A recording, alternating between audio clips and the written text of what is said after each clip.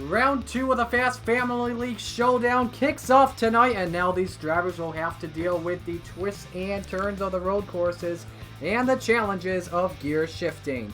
We are live at the virtual Watkins Glen International in Watkins Glen, New York, as number 11 versus number 12 will take each other on. Tonight, it's above average NASCAR heat, friends, taking on the E-Nascar Elite Association, the first race of round 2. Good evening, everyone. I'm Ari Sakala, also known as B Sports 02. Glad you could all join us. Repeat in Atlanta Racing. We'll talk with them in just a little bit. But first, let's welcome in our officials in charge of the Fast Family League Showdown, if they are able to talk. Mr. Slide Job 1996 and Ford Tough 82. Gentlemen, good evening. Good evening, and we are really happy to welcome everybody back for round 2 of the Fast Family League Showdown.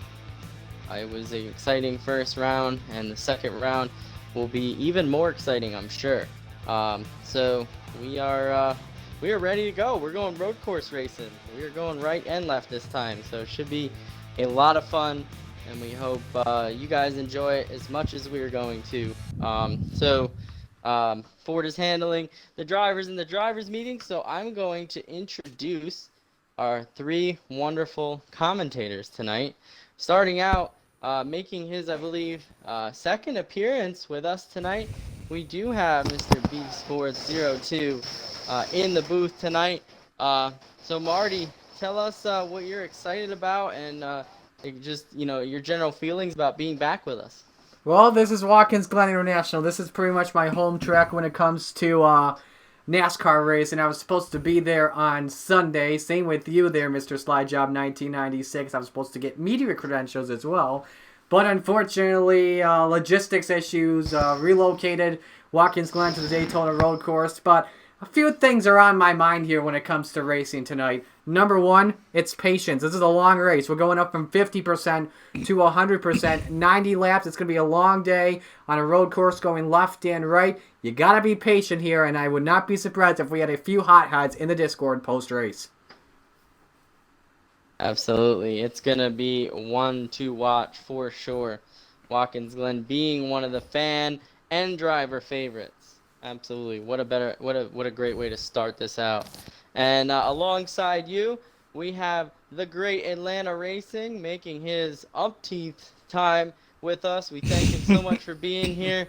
Atlanta, how are you feeling for Watkins Glen tonight? I am ready to get racing here. I've been waiting for round 2 to start for a week or whatever, but it feels like it's been forever. So I'm ready to get this road course underway. This is a time for different drivers to shine. Some aren't as good at road courses, so it's going to be interesting to see who comes out on top here tonight for this race. Absolutely. We're definitely going to see a different skill set. The mile and a half definitely race a complete different way than the road courses, so we're going to see who can really handle their car and the gears. Left and right turns tonight should be really fun to watch. And last but not least, we have Repeat 1975 in the booth tonight. Mr. Repeat, how excited are you for round 2? Excited isn't even the word here. Slide Job, I tell you, to kind of camp on with what Atlanta was just saying. During round 1, we saw a lot of oval racing, rather. Everybody's kind of even. Some of the people got their setups in a little bit better than others. But tonight, it's time, as Atlanta just said, for the road course aces to shine. They may not have had the best skill set, but able to advance from round 1 to round 2. Tonight, whoever can turn right and left the best, not only through the S's, but off of the last turn, around the carousel, but mostly through that bus stop without the penalties. That's whoever makes the least amount of mistakes and has the least amount of penalties, that's who's gonna move on again. Absolutely. I think you messaged a big thing was mistakes. Each lap, there are 7 chances to make a mistake, as opposed to, maybe 2 to 4 at a mile and a half. So it's definitely be interesting seeing these drivers navigate all the different corners and elevation that Watkins Glen has to offer. So we appreciate you and your fellow commentators for donating your time, and we are excited to get this thing going. So without further ado, we are going to pass it off to B Sports to talk about what's next. Thank you very They much. said maybe turn your volumes up a little bit. Yes, volume is up on my end. I just adjusted my mic. Yes, I did see the chat, so thank you very much to whoever mentioned that. Before we continue, get the pre-race ceremonies going with our national anthem, we have someone with a special message to the drivers tonight. Please welcome one of the voices for the E-Nascar Heat Pro League and a pit reporter for the Motor Racing Network, Hannah Newhouse. Hey guys, it's Hannah Newhouse, one of the voices of the E-Nascar Heat Pro League. Just wanted to say congratulations to all of the drivers, the teams, everyone that's involved in this league. In the crazy times that we're living in right now, one of the best things that can come together is community, whether that's supporting each other in real life or in the E-Nascar community, or just having friends and other competitors. So good luck to everyone tonight, and hope you guys all have a great time at the end of the day. And don't forget to tune into the E-NASCAR Heat Pro League Championship finale on August 19th, where we will crown a champion. Bye, guys. I appreciate that, fellas. And we got a special guest also that is going to be doing our national anthem. He's a big part of the community, and he had a wish that he could sing the national anthem, at a live race. Now, we didn't have the power to send him to a live race to do the national anthem, so we invited him to come out or to send us a video of him singing the national anthem. And without further ado, I'd like to introduce, I hope I pronounced his last name right, but his name is Justin Putzer, to do our national anthem for us. Hello, my name is Justin Putzer. I've been asked to deliver the national anthem by the Family Racing League. Are we muted? I have my disability of CP, cerebral palsy. Not if you don't use them correctly. Now, she wants to be old and keep operating, fine. Just keep up with the meds. And I hope to have a green, and I hope that by me doing all this, to sing it for a NASCAR race. So here we go. Let's honor America. What's that name?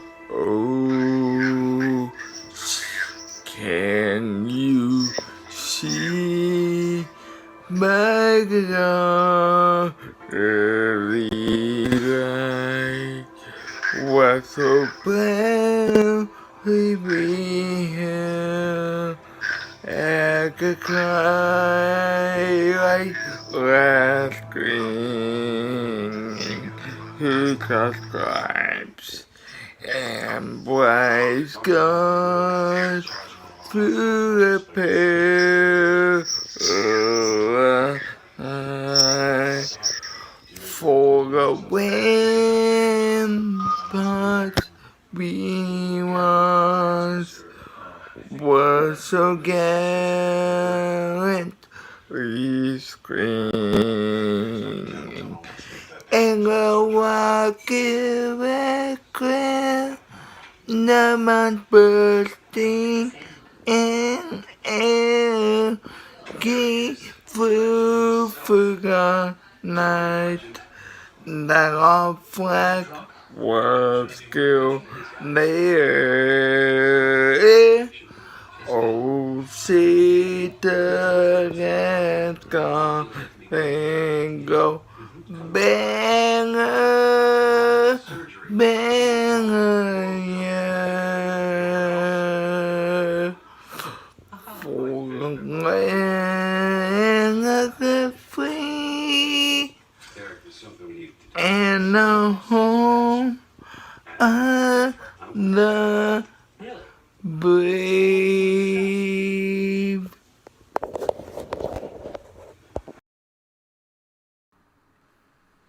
An amazing story indeed. Justin, great job with the national anthem, my man. That was amazing.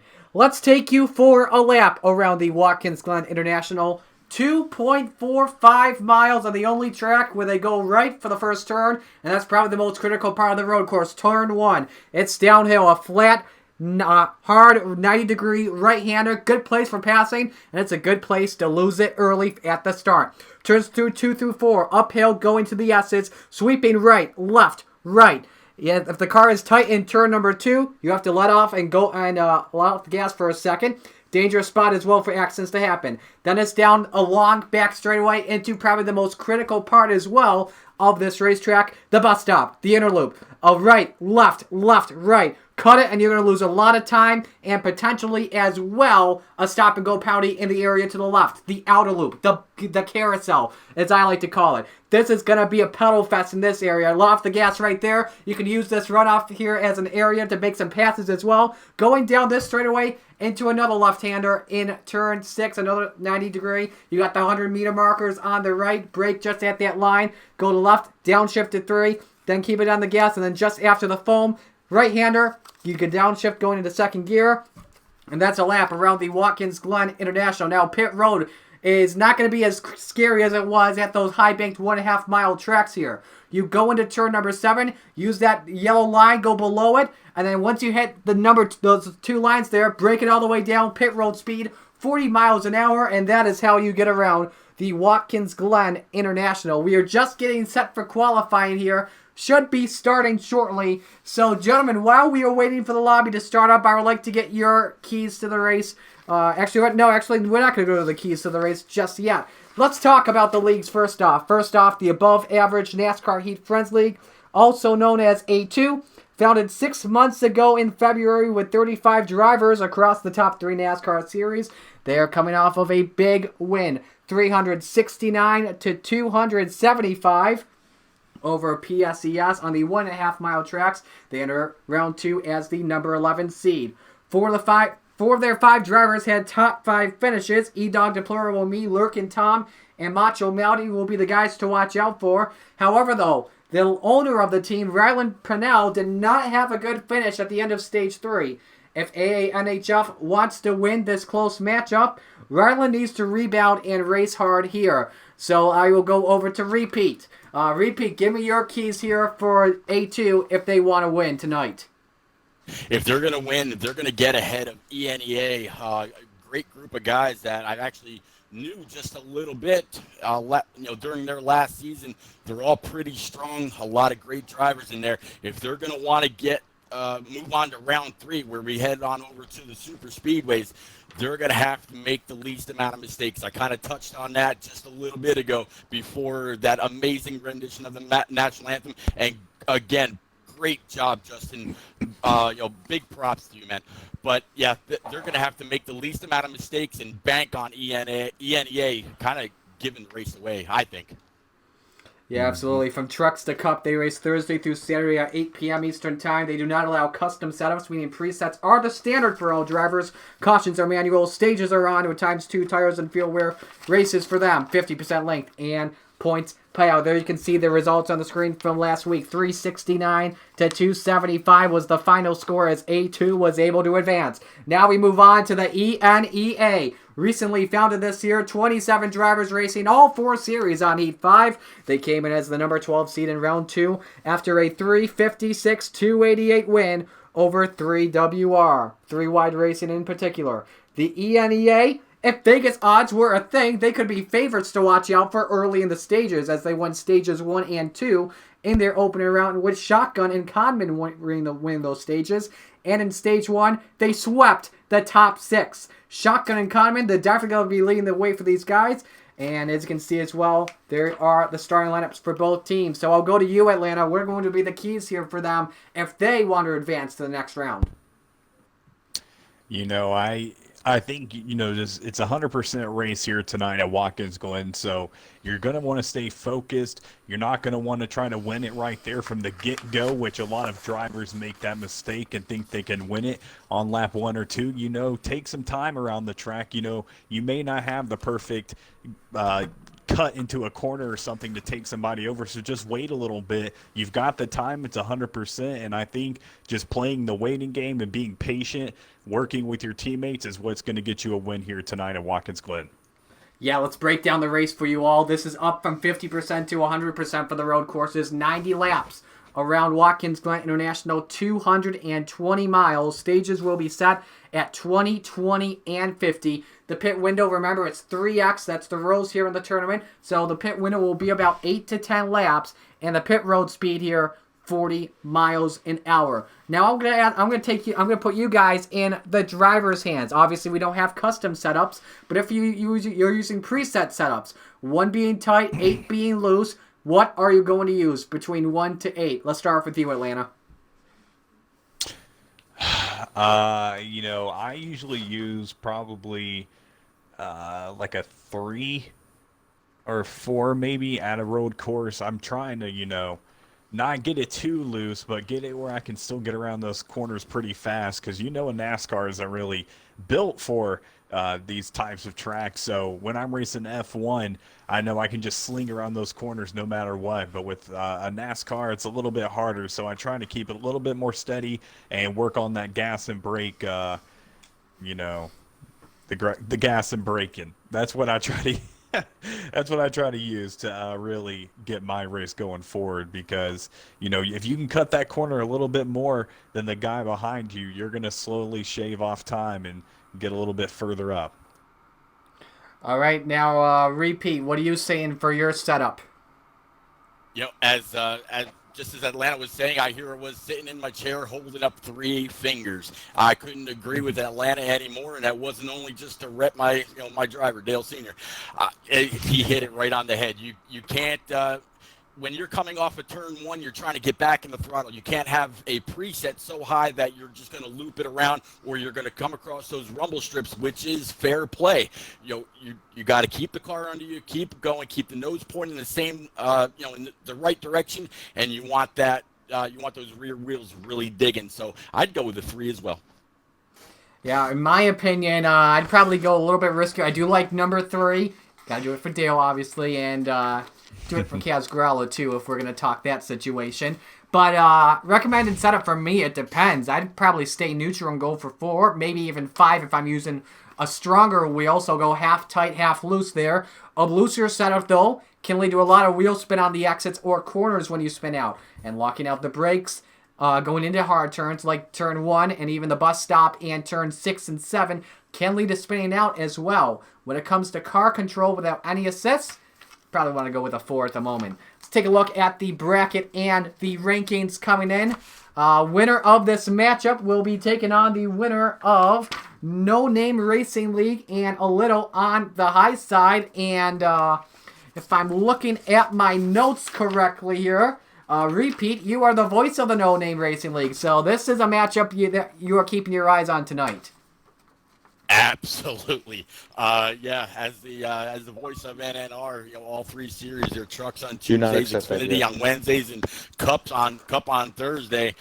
Whichever one of these 2 advance, we're going to a track that's going to be very much equal. We're going to super speedways next. So the best team is going to have to prevail, because they're going to be going up against one of the best that's going to be around, I can almost guess or bet all season long.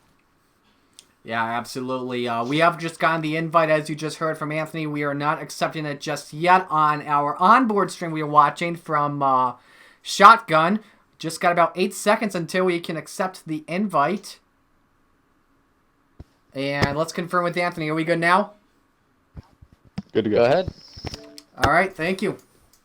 All right, so we are just about set to go for qualifying. As you can see as well, while we are waiting on the loading screen, as you can see as well on the right, the rankings as well, how they are seated coming in. Sebby's Xbox Racing League getting the most points, 424. A 3-point gap over Shake and Bake, They were able to get a bye into the round of 8 for the short tracks. The closest matchup probably we're going to have in round 2 when it comes to seed-wise, number 11 and number 12.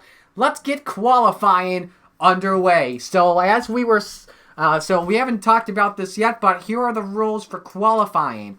Pace speed going to be set at 65 miles an hour when these drivers will take the green for the game green for qualifying. Then they will all park in the 90. The first team will be released. Each car will be 5 seconds apart. One timed lap. Yeah, so that's how it's going to work. We should also talk about, as well, the rules while we are at it. Atlanta, I'll go to you first.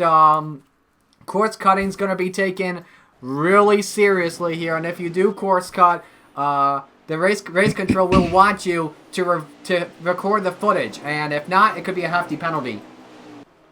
Yeah, that's something these drivers are definitely have to keep in the back of their mind here tonight at Dang, look at that 88 car right there.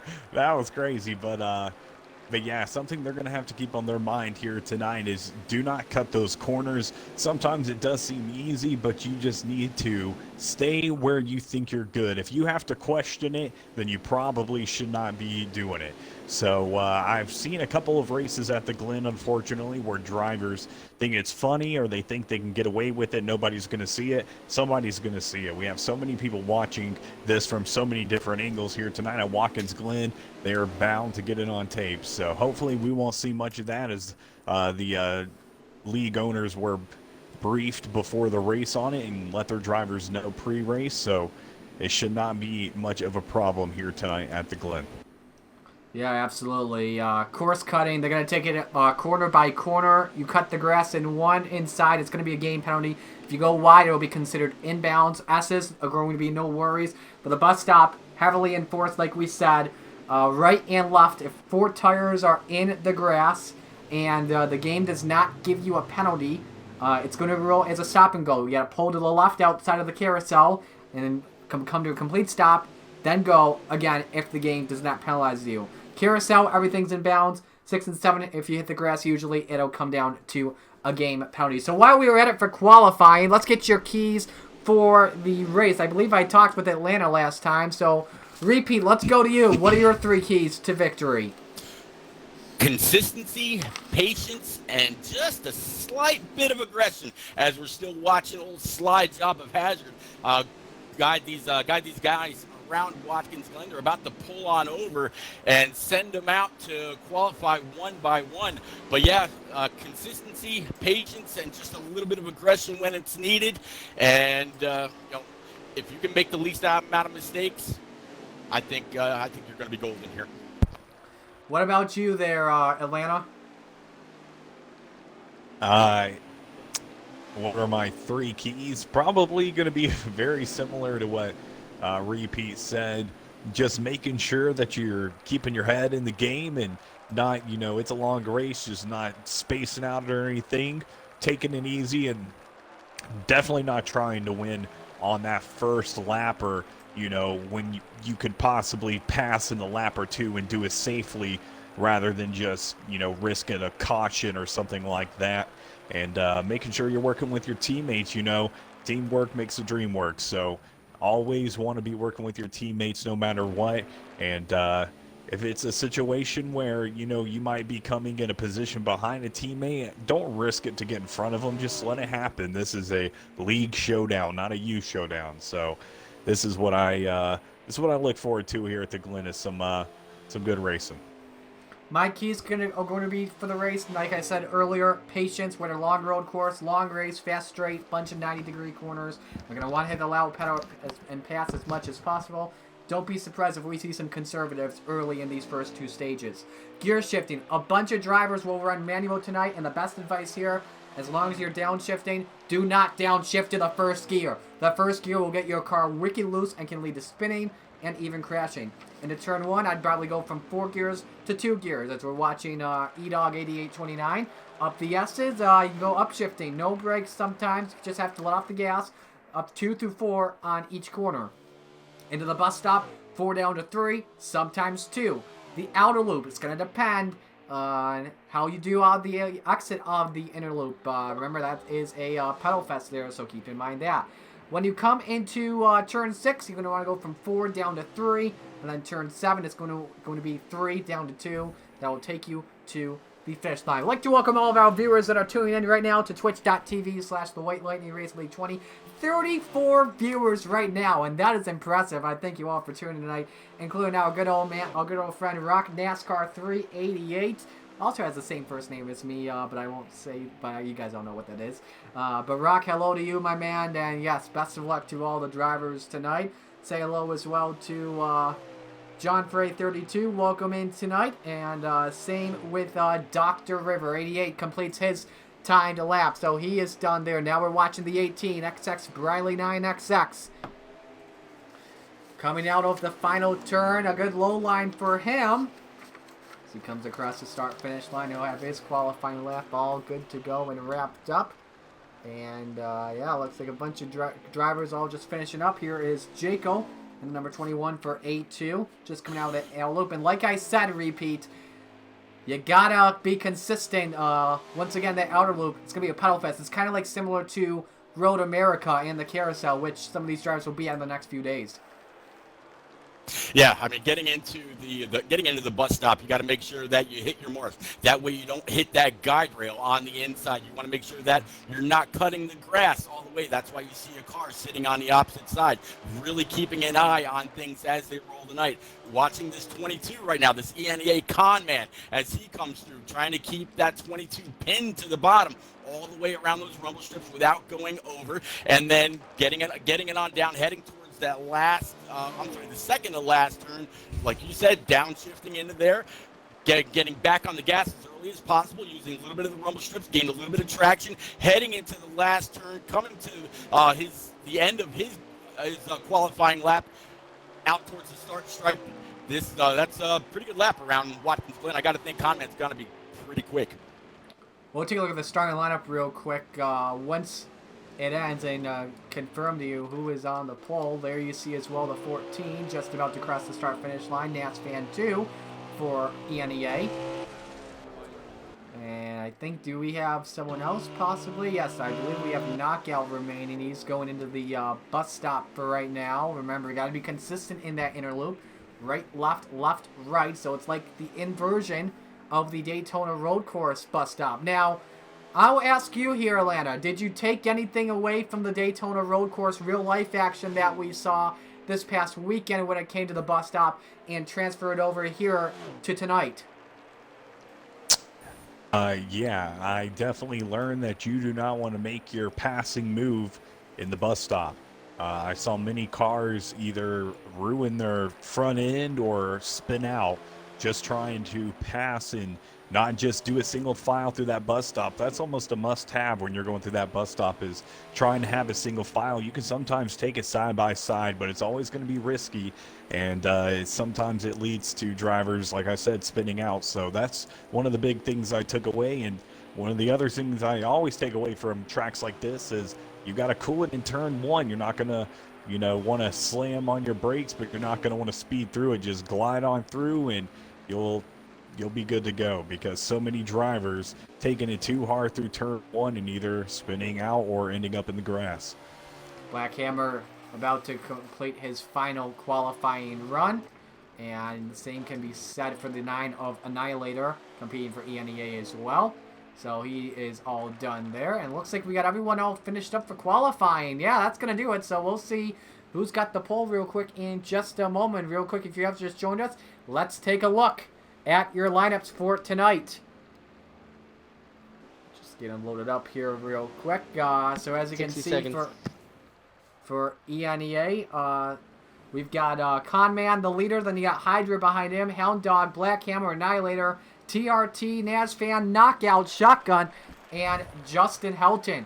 As for the substitutes, we have just in case, we have Drink 91 and Rucker 4456. I don't think I saw any of them, so it looks like you got the starting 10 in for ENEA. As for A2, Rylan Pano leads the team. And they got Deplorable Me behind him, Macho Matt Typey, Briley, Lurkin Tom, J. Cole, The Prophet, Seth Dub, E-Dog, Bossy Geo. That's your starting 10. And then their backups are Arch Enemy, Fearless. I believe I saw Fearless out there. Nope, excuse me, that was Briley 9. And D-Bucks. So getting ready here for Watkins Glen. First race in round 2. And it should be a good one. 90 laps, 220 miles around the 2.45-mile road course. Yep, qualifying officially wrapped up. So we will confirm here who gets the pole in just a moment. I can tell you Shotgun starting in 12th. Your pole position is going to be... nope, excuse me. That was the race results. I forget. We don't get qualifying times until we get back into the lobby. But while we're at it, I'll get your final thoughts as we are just about probably 2 minutes from the green flag in wine country, Atlanta. Final thoughts before green. You know, like I said, just be patient during this race and everything should fall into your favor.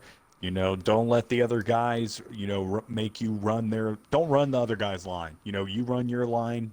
Don't let anybody mess you up like that. And, you know, keep your eyes off that mirror, because sometimes watching your mirror in a road course, especially going into a bus stop or something, will get you going through that bus stop really quick and getting that penalty.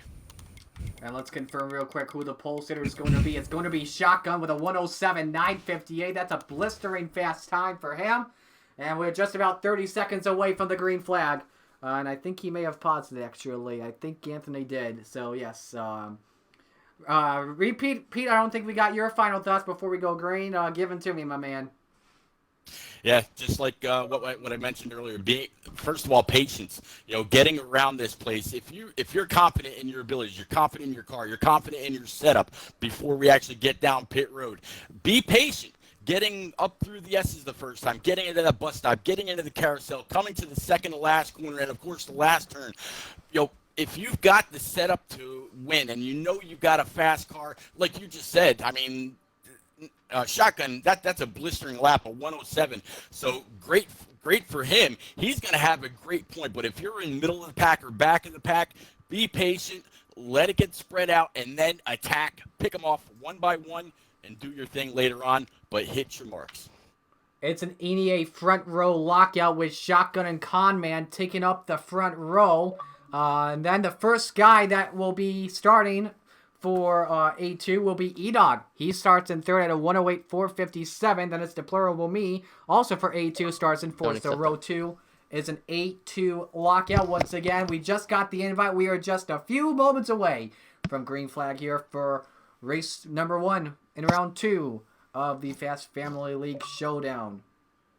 And it is going to be an exciting one. You'll also hear race control call out when the yellows will come out, any potential red flag situations and penalties to us. They'll also give us the stage updates at the end and how the top 10 have done. Once again, just waiting for the invite to go. I can tell you right now from what Shotgun is doing, he's looking at a 6 right now for his recommended setups. If you want to go look at his Twitch from time to time, twitch.tv/shotgun, then 2 underscores and 3106 if you want to check him out. He has currently at the moment about 5 viewers, so if you want to watch any onboards, that's one of the onboards you can take a look at as well for tonight.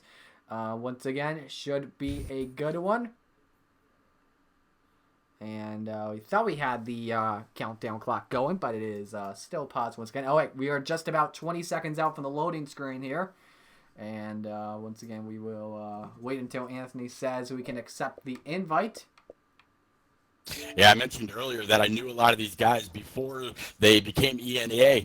ENEA used to be the NNR Arkham Menard series. So are we good? I had a feeling about both Shotgun and Knockout or Conman. So there we go.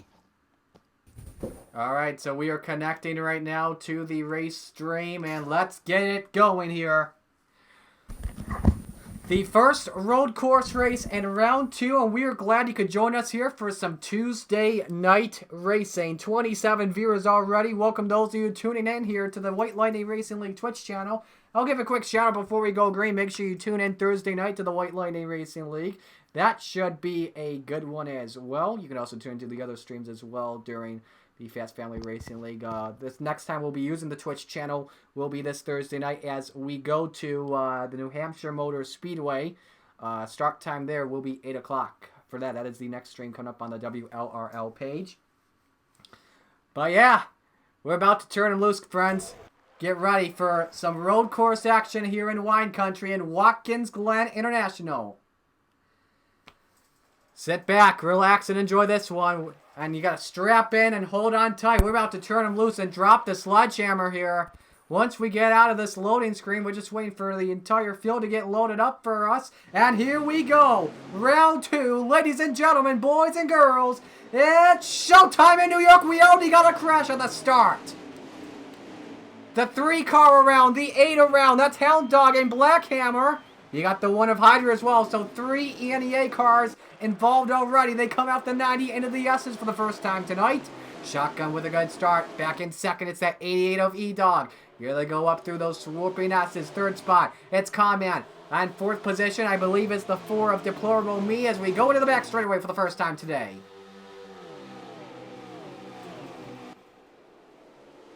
Yeah, right now everybody chasing the 24 shotgun into the bus stop for the first time, heading into the carousel, downshift, 24 trying to get back on the gas, see him a little loose right there, rear end wiggling just a little bit, coming out across the rumble strip, get a little bit more grip, back down back down this back straightaway. You see the other 88 kind of nail the inside wall just a little bit. Atlanta coming to the last turn before we complete first lap.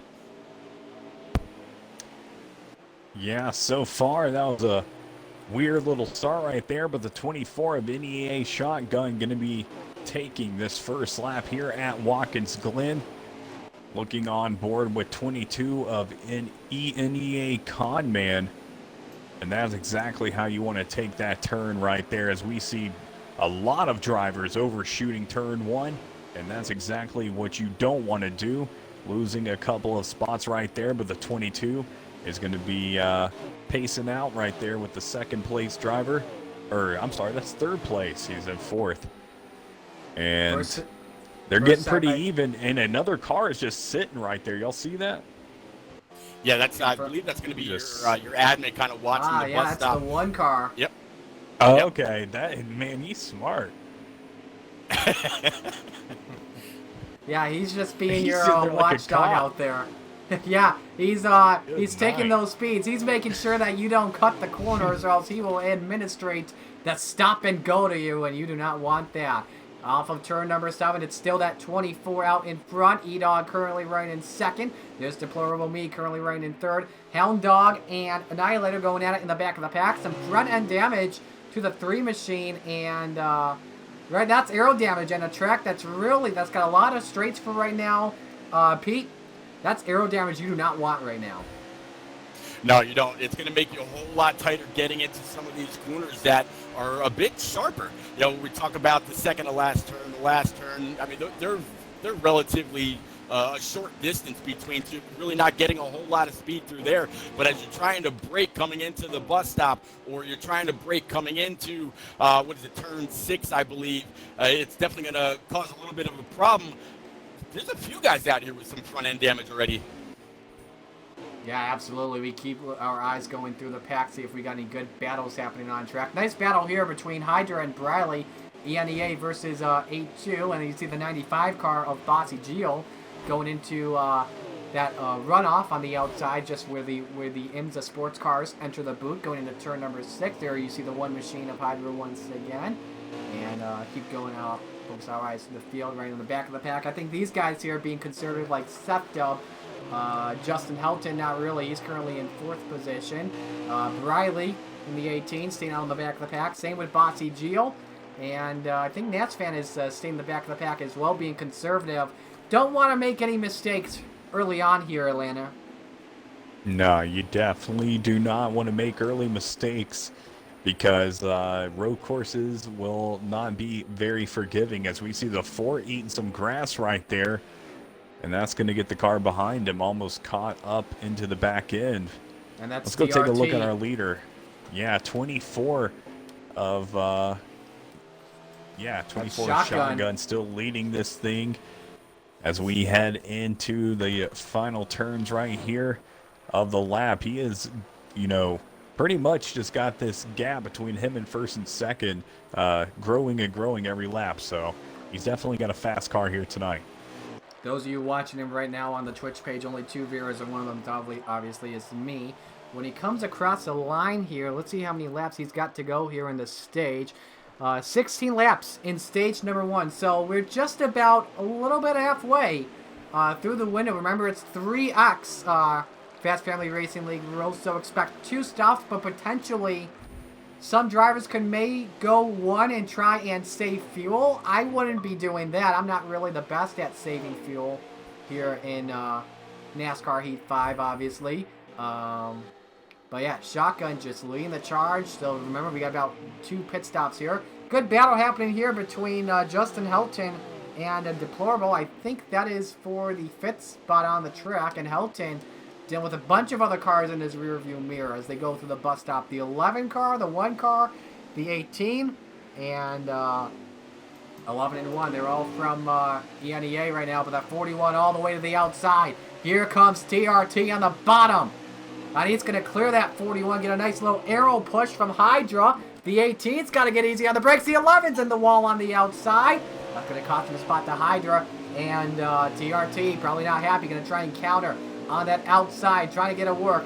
Not the best line you want there off of turn 7. Here comes as well the 18. 3 cars under a blanket, battling for a good position in the race. And that may even be for a top 10 spot right now for a stage point. That looks like the 18 rather was able to slide to the inside of the 11. 11, even though we saw him get stuffed into the wall a little bit, he got a great exit off the corner. 1 car cutting it down low, 11 in a little bit of the grass. 141 right behind him. 18's got clear sailing now as the 11 and the 1 are side by side through the S's. Not a whole lot of people can easily do that. So it's a whole lot of confidence into the guy that's either inside or outside. 11 coming through the bus stop. 11, that was close. May have had all 4 tires in the grass there. No game penalty. Yeah. I don't think we're going to get a call here from race control, but that's interesting there, Atlanta. Go for it. Yeah, I was going to say, I was thinking the exact same thing you just said. I was watching it from the behind camera on, I believe it was the 1 car, and that was not very pretty. So, not too sure what's going on there as the 48 of Seth Dubb overshoots it going into the second to last turn, and he's now going to be battling it out with the 10 car as they cross the start-finish line headed into turn 1. Seth Dubb and Macho Manny battling the back of the back. Here comes that 41 to the inside, but goes wide. The 10 car cuts the corner in turn 1. He's a little bit slow there on the exit. Nope, I lied. He's not. He's still going through the gas up to the S's. Interesting thing right now. Let's talk about the 24. I think, because I just saw this show up on his stream, but he's got some temperature issues right now. Some of these drivers have some hot temps. Is that usual? Repeat.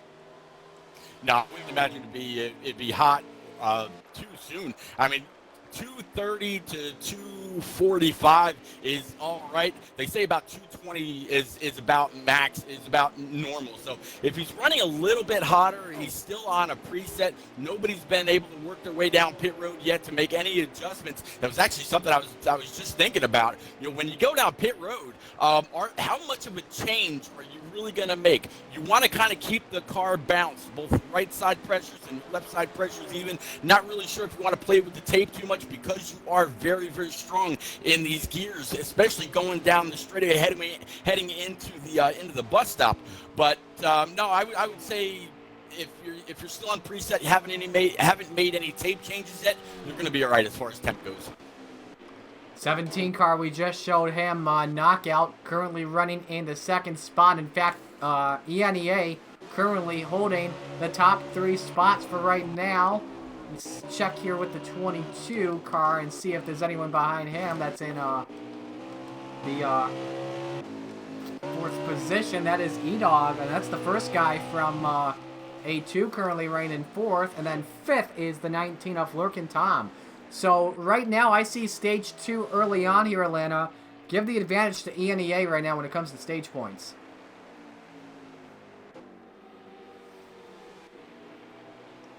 I think we may have lost Atlanta real quick. They may have gone away for a few seconds. Keep focusing our eyes here. This is Hydra and Riley. Oh, Atlanta, there he is. Go ahead. Oh, yeah, I'm sorry. Just going to say, yeah, with a lot of the ENEA members being at the top of the pack right now, and especially with Shotgun having such a substantial lead, definitely going to be seeing a lot of points given towards those drivers as, seeing some action. TRT. Oh, TRT. I tell you, I can't show you right now, but he was probably like an inch off from hitting that guardrail at the end of the S. It's kind of like how David Reagan got in that final lap crash in 2011 at Watkins Glen. That got very close there for TRT. As you can see, the 18 making the pass there stick. The 11 trying to spoil the party. It's going to come down to this carousel. Who gets back on the gas first? The 1's got the low line. Oh, we go 3 wide here in the carousel. Here comes the 11 down. Low contact for a moment with the 1. This is some dandy racing happening here going into 6, Pete. Yeah, the 1's trying to hold off the 18 and the 11. 11 has all kinds of damage.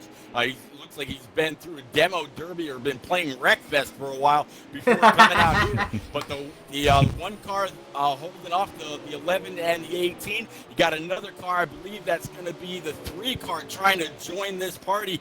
A little bit of damage, but these guys are absolutely racing it out, putting it all on the line. The 11's going to be able to take that position from the 1. He's going to come up through the S's first, Atlanta. Well, oh well.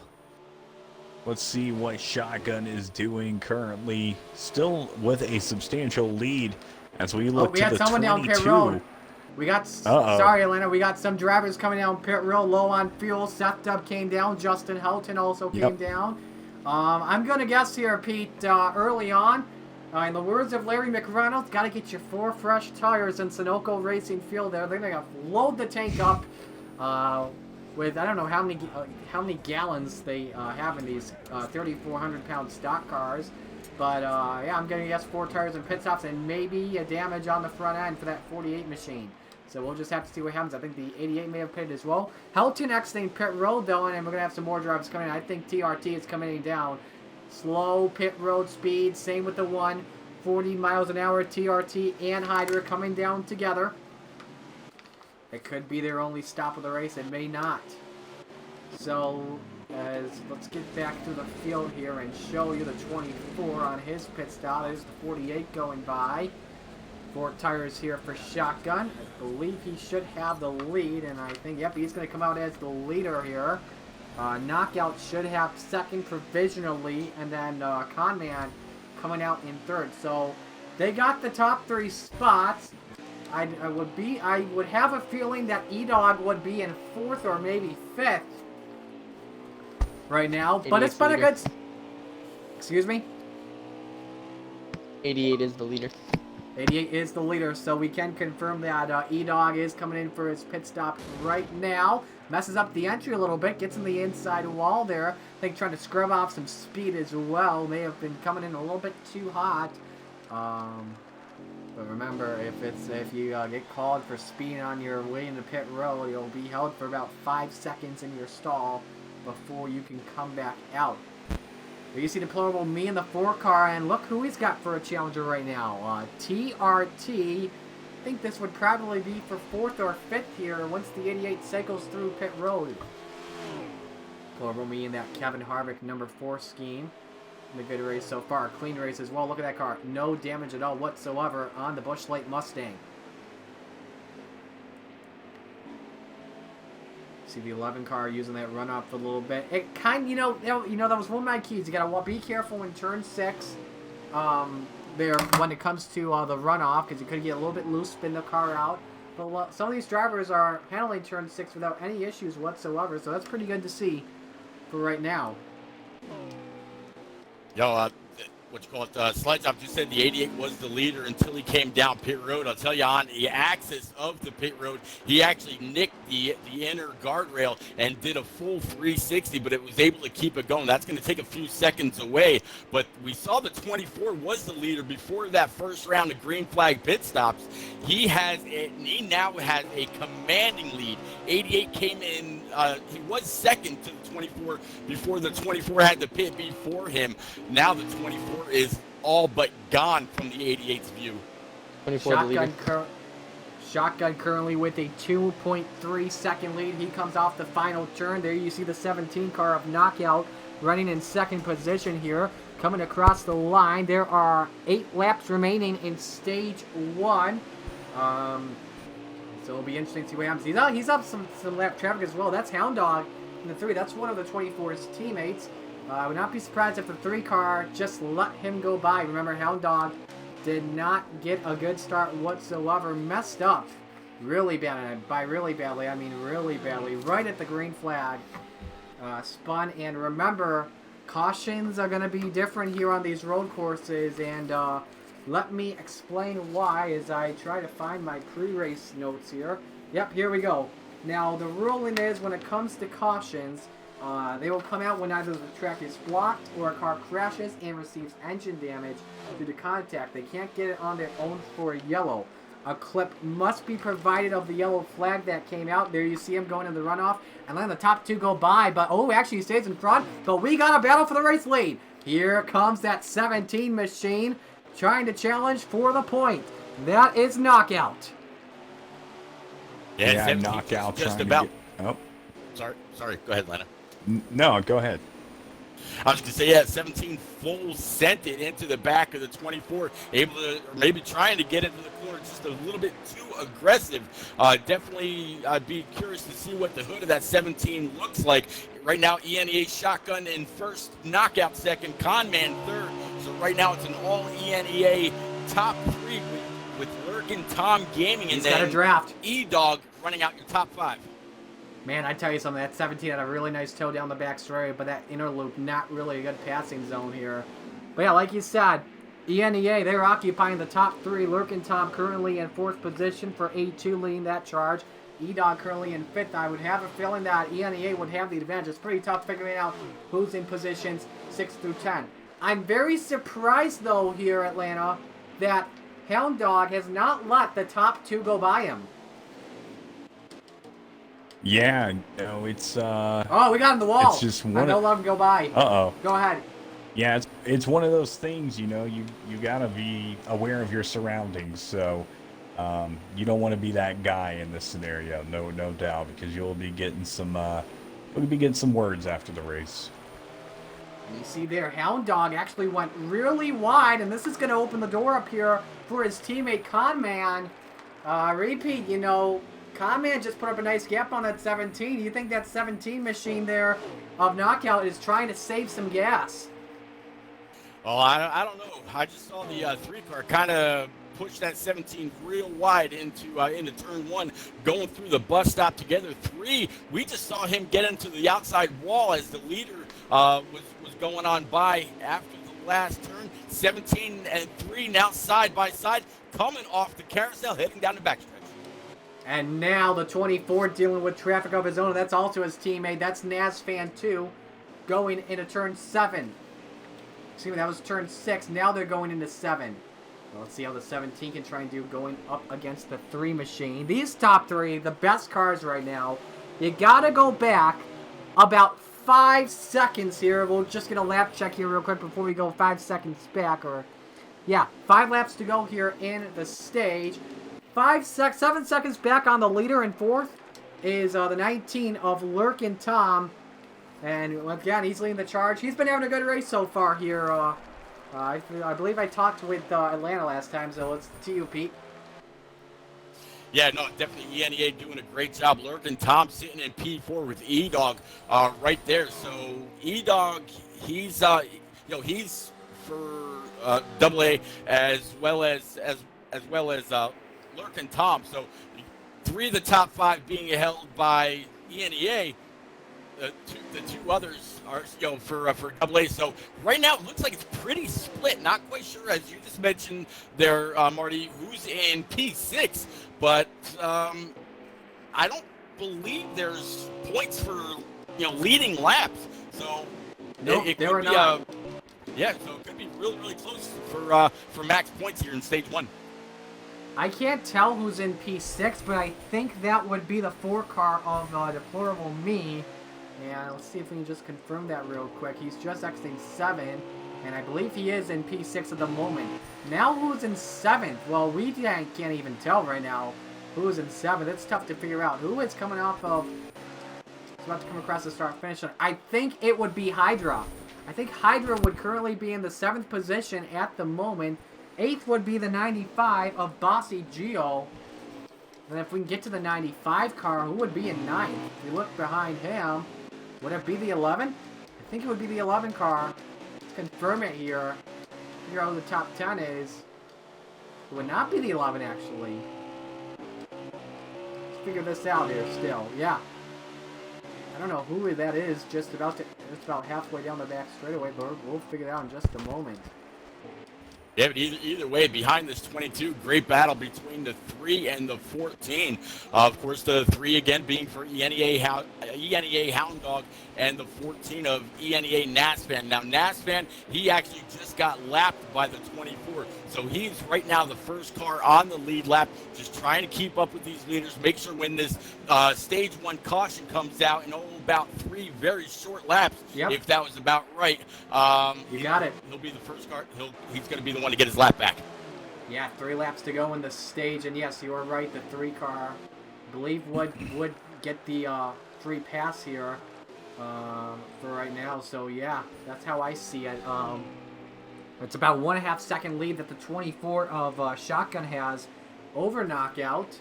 Now, if I am the team owner for ENEA, and let me get that for you, friends. For ENEA, the team owner, it's Conman. Thank you. Yeah, if I am Conman, don't let these top 2 race each other for the stage win. You got 10, you got 9 perfectly. Don't race each other for the stage win and possibly wreck each other in turn 7, then all of a sudden you got no stage points, and it could mess up the rest of the race for you. So we'll just have to see here. 2 laps to go, though, in stage 1 if they come to the stripe. And once again, it is Shotgun out in the lead. Knockout is in 2nd. Knockout currently about 2.7 seconds ahead of that 22 machine of Conman, who is probably pleading to his guys up front, do not race each other. You guys are fine. What do you think here? I'll go to you, Atlanta, next.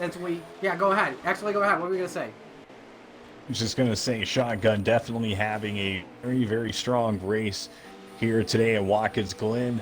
Hopefully going to be securing that stage 1 win. Definitely think he deserves it, as he has been racing super hard to get back up into first place, and pretty much been in first place almost the entire stage. So here in a lap or so, we will know if he will be that stage 1 victor, and a lot of his drivers on his team going to have a lot of points to get that league up into a boost for the coming stage 2 and final stage. Go ahead. Watch this closely. If Ryland gets lapped, it's not going to be what the 14 or the 3 want to see. Here we go. Final lap in stage 1 about to take place here. And the 24 is out in front. I think the 12 is just going to let him go by here. That's what I would do if I'm Ryland. But I think he wants to try and stay on the lead lap and make a statement here to that 24 of Shotgun. Up the S as they go. That 17, though, is coming. I wouldn't be surprised if down the back straightaway here, Pete, that 17 got a nice toe off the 24. Absolutely. 17's been a little aggressive getting into the corners a couple times. It's very, very nice to see these guys respecting the boundaries. I've been watching lap after lap as they get into and off the bus stop. Again, watching the 24, catching the 22. 22 being able to stay ahead. 17, no big pulls down the straightaway, coming through the carousel. Second half, back under the throttle. 22 holding the 24 off. 17 very, very close in tow. Is the 22 going to allow the leader to go, or is he going to try to hold him off?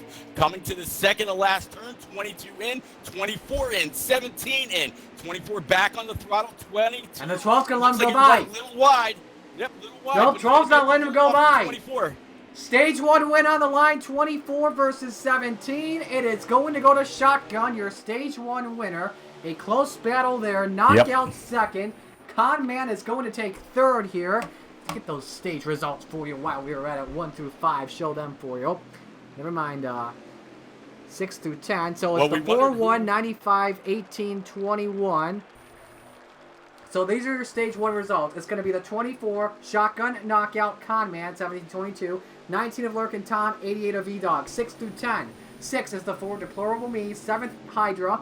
8th is Bossy Geo. 9th is Briley. And 10th is J. Cole. So I know the boys in race control are going to have some calculations to do, and when we get some time to talk with them, we will get the update. So you two boys that are making the calculations, give me a message in the Discord commentator text string when you've got them, and we will send it off your way, my friends. So yeah, like I said, stage 1 is done. Shotgun takes home the first stage, and if I'm looking at my results correctly, he may have actually done the same thing last week or a few weeks ago. Yeah, Shotgun won stage 1 in his round 1 race when they beat 3 Wide Racing 356 to 288. But yes, the yellow is out for stage 1.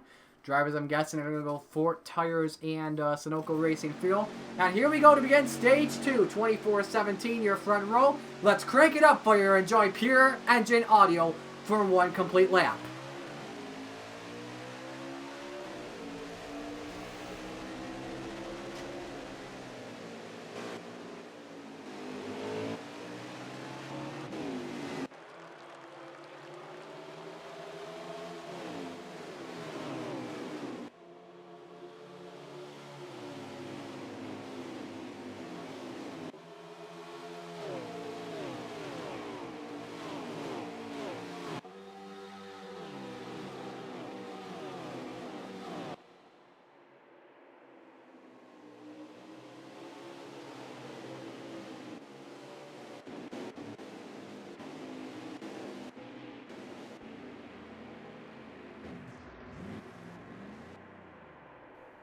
You just saw the 9-car Annihilator make a complete stop. It was a game penalty for him cutting through the inner loop, and going to lose a lot of time there for ENEA right there. Not what he wants at the moment here, Atlanta. But let's focus our eyes back up front.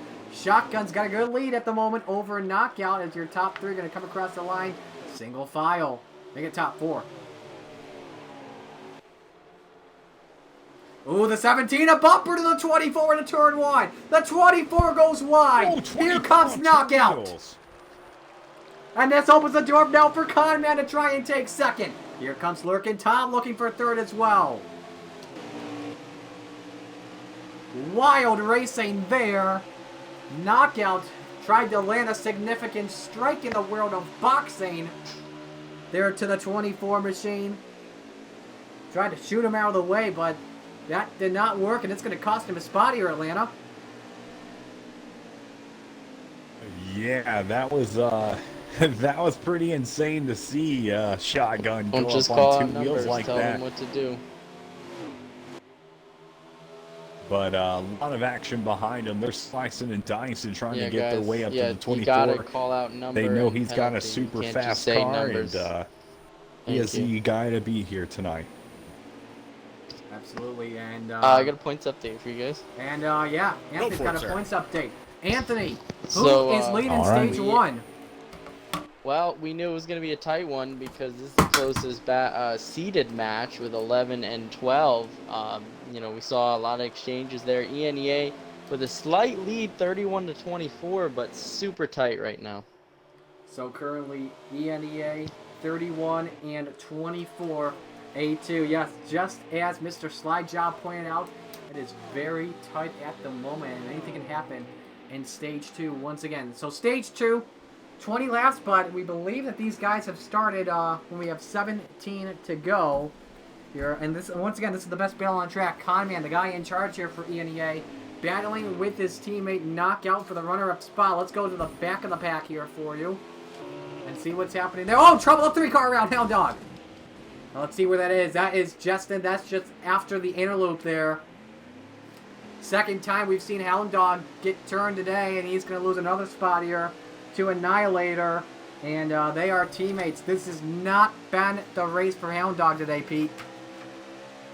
No, not at all. It's got all that damage now on the front of that Bass Pro 3 car. I see the 9, as you said, of Annihilator going to be able to go on by. You know, you mentioned a little bit ago about the 9 heading through the inner loop. I believe he actually got knocked down there. I would imagine that if he got sent through the inner loop off the bumper of another car, he wouldn't actually get the penalty. But that 9 car's definitely got a lot of ground to make up now. Absolutely. See if we can find our first side-by-side battle for you. We'll actually focus on the battle for a second because Knockout is trying to come back here on Conman for the runner-up spot. Two Mustangs going at it in the carousel. Got to keep it low there. And the 17 just a little bit in that neutral groove there. And 22 is going to use some of that skid pad as you enter the boot to his advantage and keeps that going. Deplorable Me in the 4 car, currently ranked in 4th position. I think this has been the highest he has been today. So he's having a good race. And how about the 18 machine of Briley?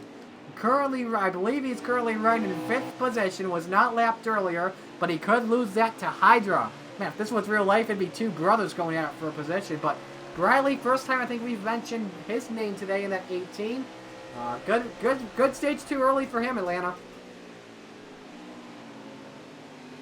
Yeah, so far so good. Looking back from shotgun right now. Once again, he's got those 2 guys, Con Man, and I believe it is, Deplorable right there, trying to get on up there, but haven't had the luck yet.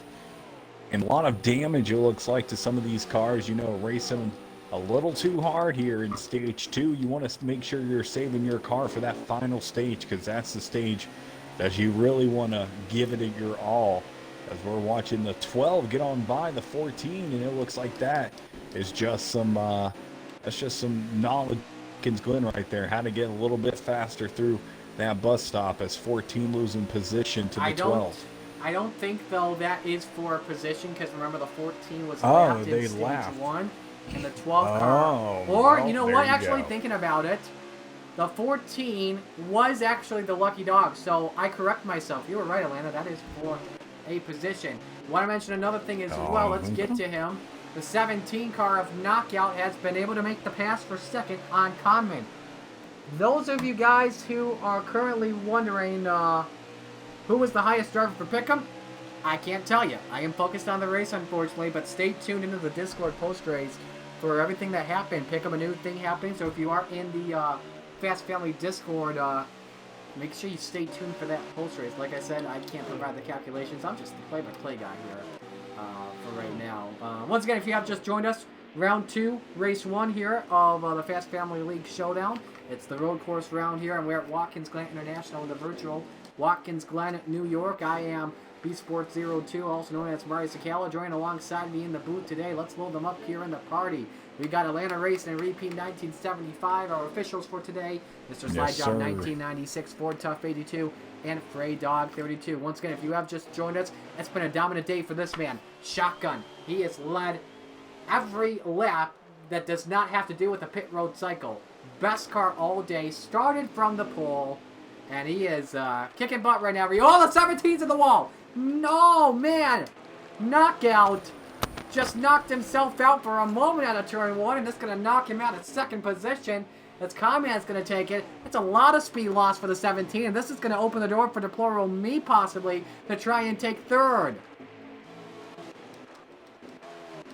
Yeah, Deplorable Me sitting about a full second behind Knockout, so he looks like he's going to be able to get back up to gears, and get back up to speed and through the gears just fine. But I just noticed a little bit of a handicap now for AA, as the 19 of Lurkin Tom Gaming is virtual blown motor just kind of sitting there. Wow. So these guys early in stage 2 are already going to fall at least 1 point down. So you still got all 10 cars for ENEA on the track and 9 now on track for AA.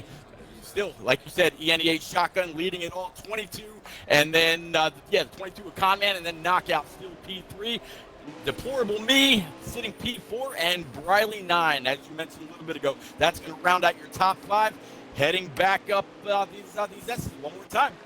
Yeah, you know, I don't have a 19 stream. Well, I'm not watching it right now. I don't know if he has one or not. But we mentioned earlier, because I saw the 24 was having temp issues, that may have been a temperature issue. Atlanta, do you think it may have been? It possibly could have been. Some guys trying to just get as much speed as they can out of their car here at Watkins Glen, possibly taping it up just a little too much, and experiencing some temperature highs right there, getting up into the 290s, almost 300 sometimes, and that'll blow it real fast. So Don't want to be doing that. You see E-Dog there in the 88. He's cracked his way back into the top 5 once again as he's working his way into 6th. Briley is falling back there. You see the 3 car come down. The 41 also made a pit stop. Justin Helton. And there's another car coming down. Oh, yeah, that was the 3 car. And here we go. Pit stops happening once again. And I think leading the charge on down, we're trying to see who it was. Once again, 24 is still the race leader. It was Deplorable Me bringing E-Dog with him. So pit stops are happening right now. The interesting part about this here is, Pete, that the 24 right now only has a temp issue, not a fuel issue at the moment. Yeah, no, exactly. And I don't even think it's a temp issue. I'm kind of watching him right now, and as he's getting into the the upshift and the downshift parts of the race, of the track rather, which is pretty much almost everywhere, Atlanta, he's upshifting very, very late. So I think he's actually trying to get all he can out of the RPM before he goes up. And then really downshifting very, very fast down to like second gear in the second to last turn before getting back in the throttle again. So he's really using the gearing in order to get him up to speed and get him load up before getting after these turns. He's just using his equipment to the fullest potential. A huge gap between 3rd and 4th right now. I would tell you who it's between, but the 24. Now he's got the fuel light loading up on that 24 machine. So I won't be surprised if he came in just a moment for right now.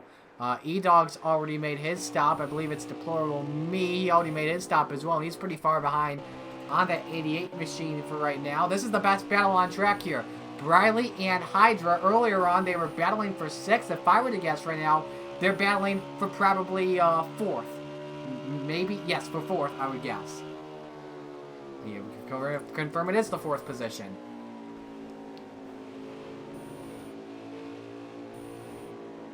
In this carousel here, the 1 car, a little bit lower line, the 18, trying to get back on the gas a little bit too early there. Let's get help out the 1 here in Atlanta. 1 car right now, trying to get that nice toe going to turn 6. Let me get on to the 1 car real quick of Hydra. He is just to the backside of the 18. As a sharp-looking Snickers Kyle Busch car right there as they come to the straightaway, and it looks like he is, Hydra is, coming in. And Shotgun's and in he too. Is, I think that's... Seth Dubb in as well in the 48. Yeah, 24 coming in. Let's tell you what he's doing. 2 cans of fuel, 4 tires, no repair, tape and wedge, 3550. Pressures are just around 19 for those of you that want to try and race like him in the future. I don't see the 7. Oh, there is the 17 on pit road. Just had to get back to the broadcast angle at the moment. So that's going to be a 15.6 second pit stop for the 24, and he pulls away. 22 and the 17 are going to duke it out here for second spot once they exit the track. And I think Hydra could be in the 4th position at the moment. Pete, I'm going to let you take the play-by-play here real quick while we were watching. 24 car out in the race lead. Got to get out real quick. Yep, no, I get you, man. Yeah, you talked about being midway through these green flag pit stops. It's going to be Briley 9 in P1 right now. Like you just heard Slide Job say, 18 still your leader. Boss E Geo, he's going to be running P2. Shotgun, who came in the pits as your leader. Right now he's running P3. So only 2 guys have yet to pit. Just the 18 and Boss E Geo. Boss E Geo running that Procore 95. And then you've got Deplorable Me 44 in P4 and ENEA Conman in P5. But it's gonna be interesting to see how much longer Briley and Geo stay out. Atlanta, I don't see any reason to stay out longer than you have to. Everybody's got to pit twice, or everybody's got to pit in this stage. You can't make it all the way.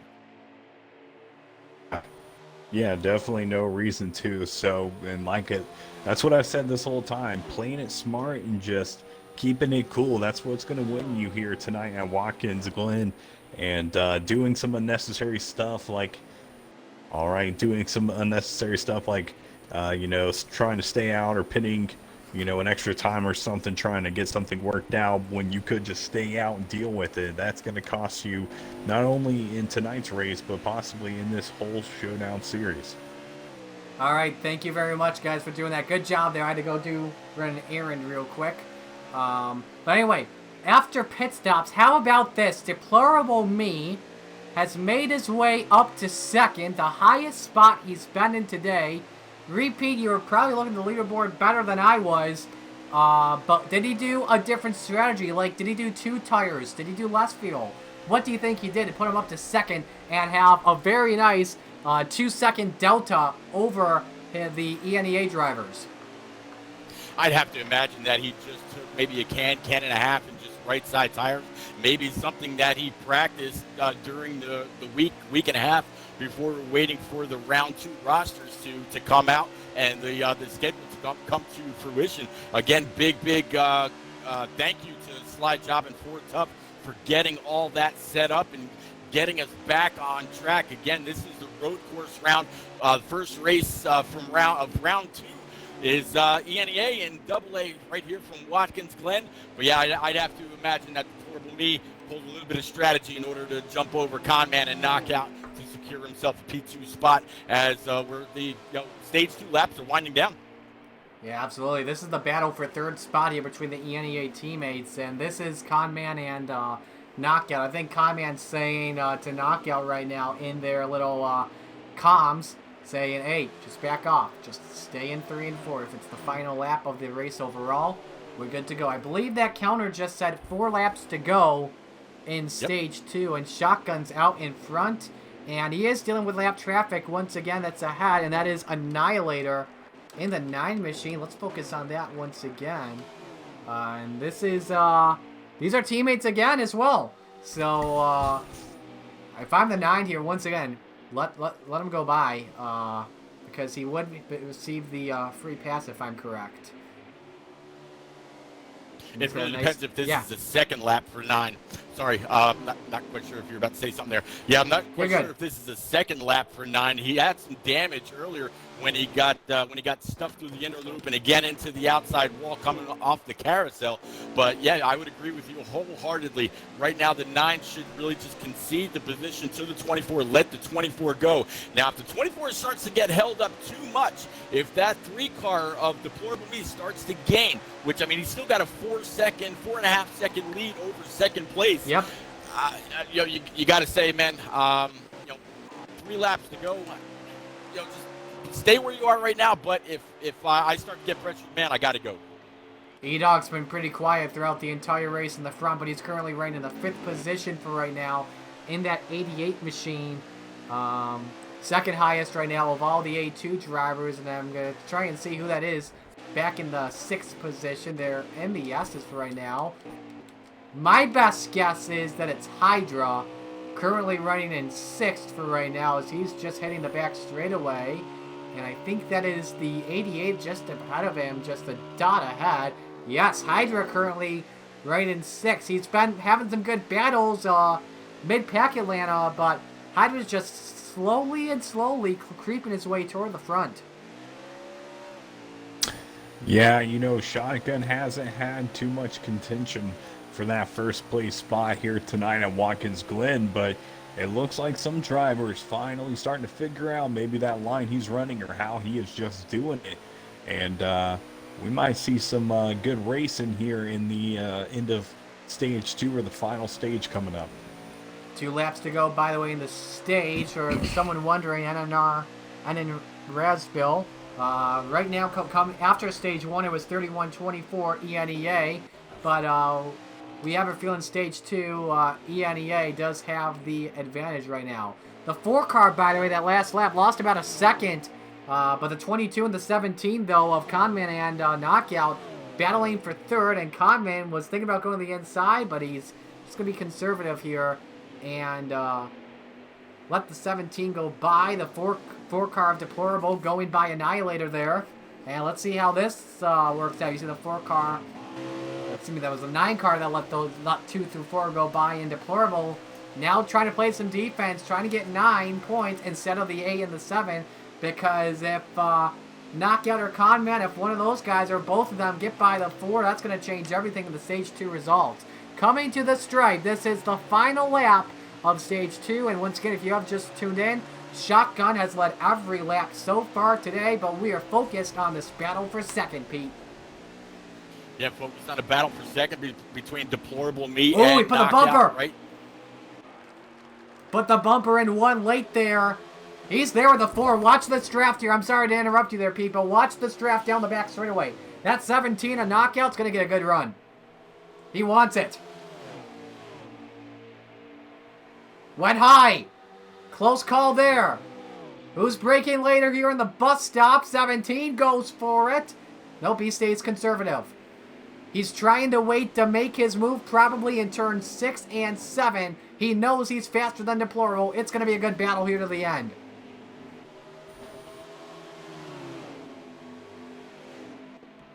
17's looking once again, trying to go low. Thinks about faking high. Does he go low here once again? No. He commits high side. Tries to dive in the corner. He's up to the spoiler. Tried the bump in there in 6. Do we see a bumper in 7? Here comes the 17 inside this contact. That'll turn 7. Oh my goodness. Knockout with the pass. And possibly the knockout punch. No. He loses 2 spots there to end Stage 2. Whoa my. 24-17, Shotgun knockout, Deplorable Conman, E-Dog, your top 5 to end Stage 2, and what a battle to the end there. The 17 got second. I did not see that one coming. Yeah, that was pretty insane. These ENEA guys have really put on a show here tonight at Watkins Glen, and I am really pumped to see what the final stage has in for us here tonight, and it's going to be something else. It's going to be interesting to see if Shotgun can take it away, or if we're going to see another driver get up there and have a battle with them. Yellow flag is out for Stage 2. Let me give you 6 through 10. 6th was Hydra, 7th Briley's, 8th was TRT, 9th was Seth Dub, and 10th is Jayco. Should be getting Stage 2 points here in just a moment. But a wild battle for second, Pete, to end Stage 2. And according to the live results, that went to the 17. Nope, it was the 4. Great attempt, great. Excuse me there. As we get ready to go back to green, the Shotgun still leading. Go ahead, Pete. What were you going to say as we go back to green? All you, man. Take it green.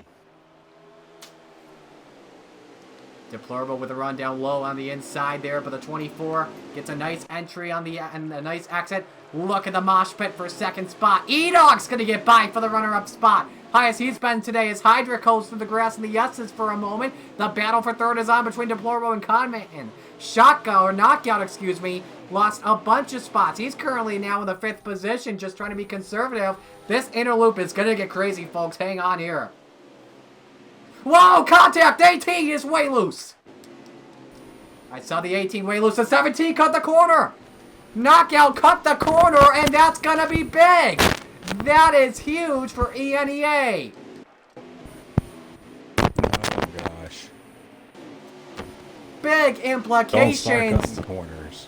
Yep. Yeah, pretty much. That is big there for E-Nascar Elite. Knockout, one of their best drivers today, has been knocked back to the pack, and it's got a lot of time to make up. He's going to want a caution to come out for everything to change. It's a long Stage 3, by the way. We got 46 laps remaining in Stage 3. Pete, man, oh man. Yeah, there's a whole lot of driving behind these leaders right now. There is a gaggle of cars from about 8th through 20th, and they're all coming up through the S's big package, trying to even themselves out. One and two, or single and double wide, coming up to the top of the hill. 3 and the 17 side by side. We saw the 17 have an issue going through the inner loop. Not quite sure if it was due to contact or not, but here he is coming back up. He's got a fast car. He's got to practice that patience that we talked about in pre-race. He knows he can be up there amongst the leaders. He's just got to start picking them off now, one by one. Oh, look at them. All contact with the 21. Jayco with contact, but we've got a points update real quick. And the 21 is very slow on the track, but we got a points update for right now. Let's go to Anthony for the update. Yes, sir. So we actually had a very similar result for stage 2. ENEA just getting a couple more points, 33 to 22, bringing the total to 64 to 46. So anybody's race. 64 to 46 in advantage of ENEA, I believe. And let me just make sure that these points in stage 2 alone are correct. ENEA got 33. As for A2, they got 22.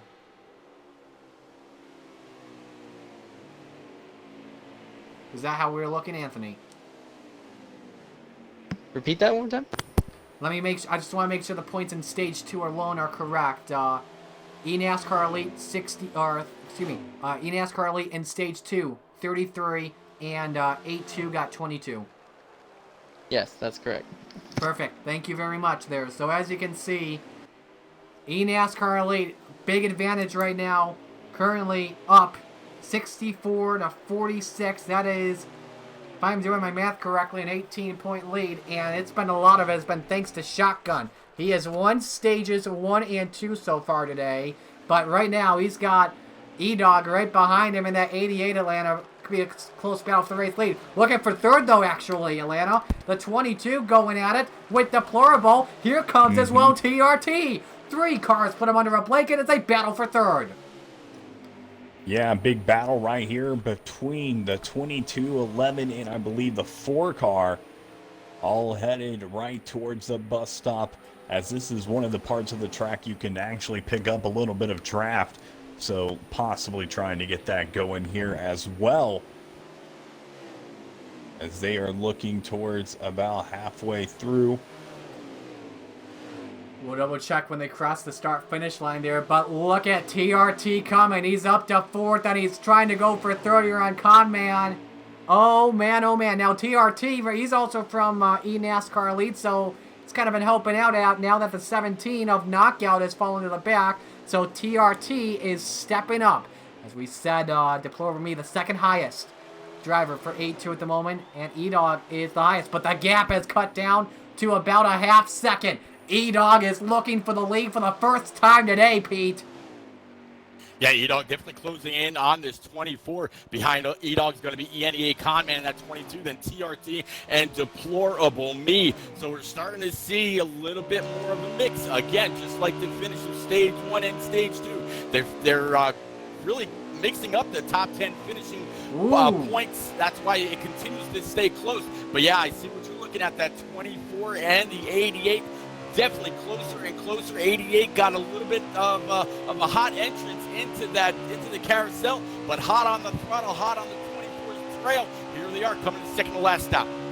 I was looking at that 24, got really loose in that inner loop, and it almost opened the door for the 88, but the 88 uses the runoff. Goodness, speed advantage. Looks inside in 7. Oh, hits the curb there. And it's going to lose a little bit of time there for a moment. We come to the stripe with Shotgun dominating the race today so far. At the line, 42 to go at the Glen.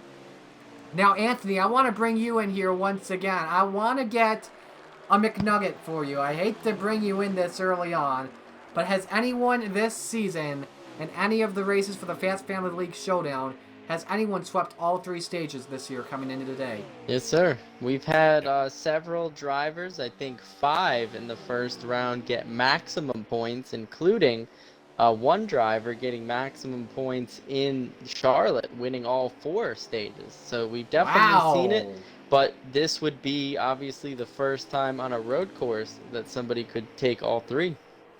Yeah, absolutely, but that battle is still heating up for the race lead. That 88 of E-Dog is not gonna let a Shotgun pull away anytime soon. But look at the gap they have put over third. 11 seconds between first and third. And let's go back over to Conman, because he just took the 3rd spot away. We just had him for a moment. Where in the world did he go? We had to go back a little bit. There he is. He just took 3rd spot away from TRT. He's in 4th. Deplorable's in 5th. This has been the best battle for most of Stage 3. 88 just got really, really loose coming off of turn one, lost all kinds of time to that 24. He hit the rumble strips in just the wrong way, and now Shotgun's got about a good, second and a half to almost 2 seconds. No, it actually is 2.5 seconds back. Sorry. Yeah, 2.5. So 24 is heading into the bus stop right now. You just asked about a couple of guys that, or if anybody has run the gauntlet, and all stages during stage one. I can name 3 right off the back. One is Mr. Track Bar, Pro League, phenomenal driver. Another is going to be Stout Whiskey. He's out of the American Ethanol camp, as well as ENEA. You just mentioned him a little bit ago when he was asking for a lap count, or where we were on points. So those are 3 of the 5 that Slide Job mentioned. I don't know. I don't mean to interrupt you there, Pete, but the 11 just put some paint on the 22 to try and take the 3rd position away. And, man, he used that fender to get by there in turn 6. Nice pass there by TRT on Conman for 3rd, but I don't think Conman's going to be happy because it's this early on, and they're not even going for anything. But Conman really loose in turn 1 there on the entryway. Here we go for 3rd, folks.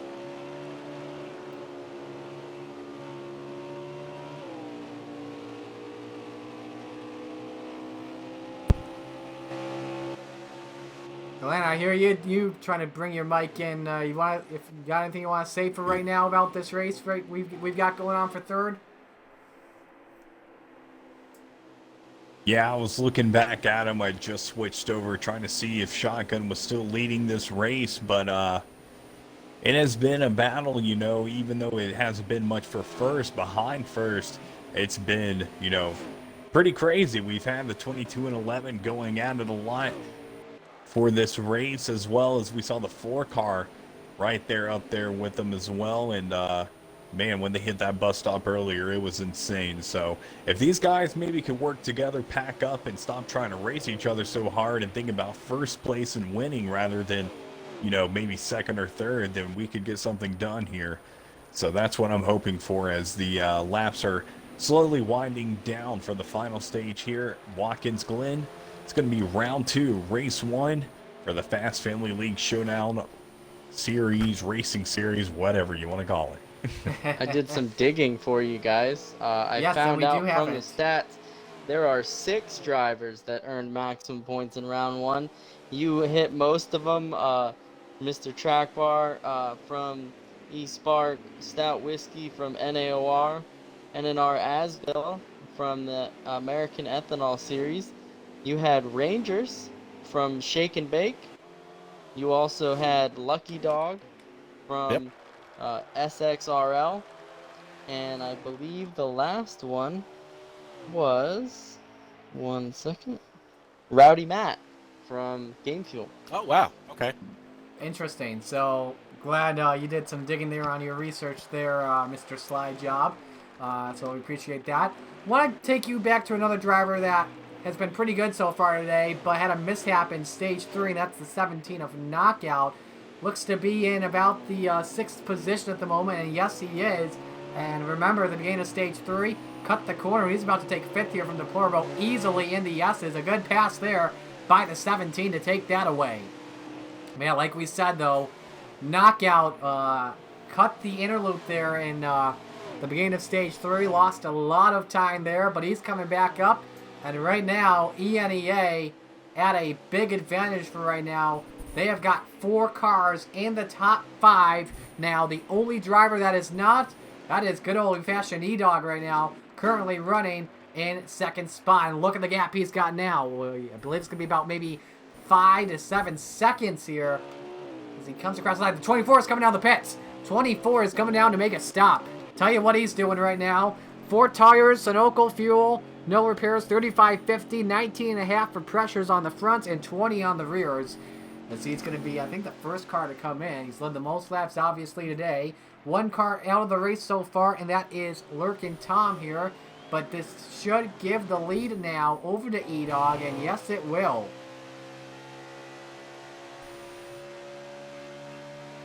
Pete, I want to ask you now, my friend. Tell me what you think about E-Dog's performance so far. Just being quiet and now being in the highest position he's been in so far today. Yeah, in that 88, he was second place to the 24 of Shotgun earlier. Just lost a little bit of time. He lost a little bit of time about 3 or 4 laps ago when he got wicked loose and did a great job holding onto it. But he's trying to run a couple extra laps. I don't think there's enough laps with the fuel and the wear that he can actually save too much. It looks like he's actually going to bring it on down this time. Yep, he is coming down, and this should give the lead, if I were to guess, over to the 11 of TRT. Let's see what he does here this time, unless he came in earlier. Oh, he actually did come in. Nope. He's, I think him and the 22 may have come in earlier. We'll get a confirmation from you here in a little bit at who will be the race leader here in a little bit. Anthony may have it for us. Race leader actually is Deplorable Me in the Ford. You got the map there from the onboard. So yes, he is currently. Yep, Deplorable Me is the race leader for 8-2. He's been having a good day so far. I believe this is his first time out in front.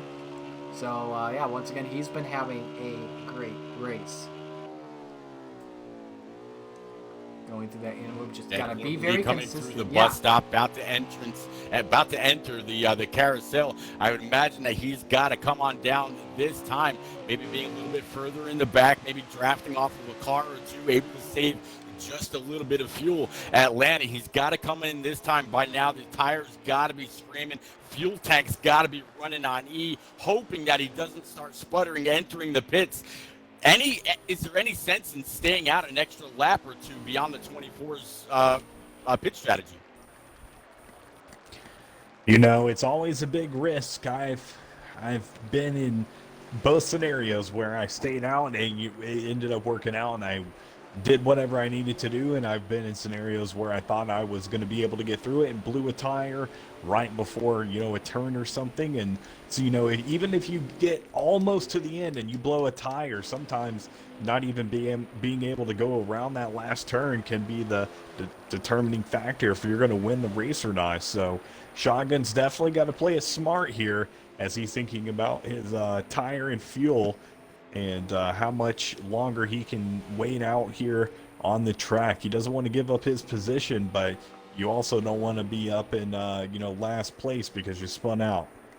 New leader, 18. Right. Yep, the leader is currently 18. Yes, Briley in command right now in the race lead, so he has not pitted yet.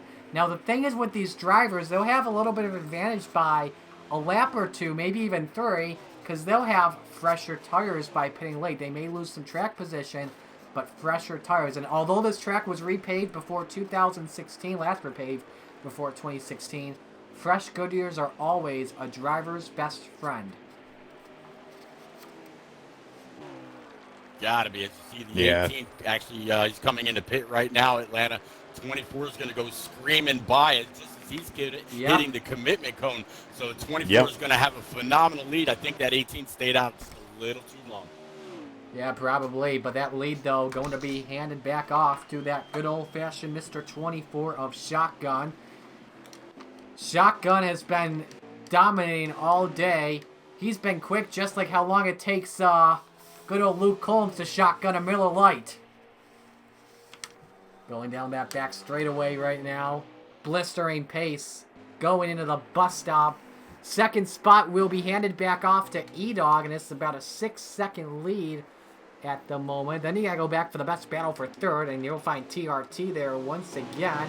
And he's duking it out there with a 17. Here he comes. Knockout is up to the podium.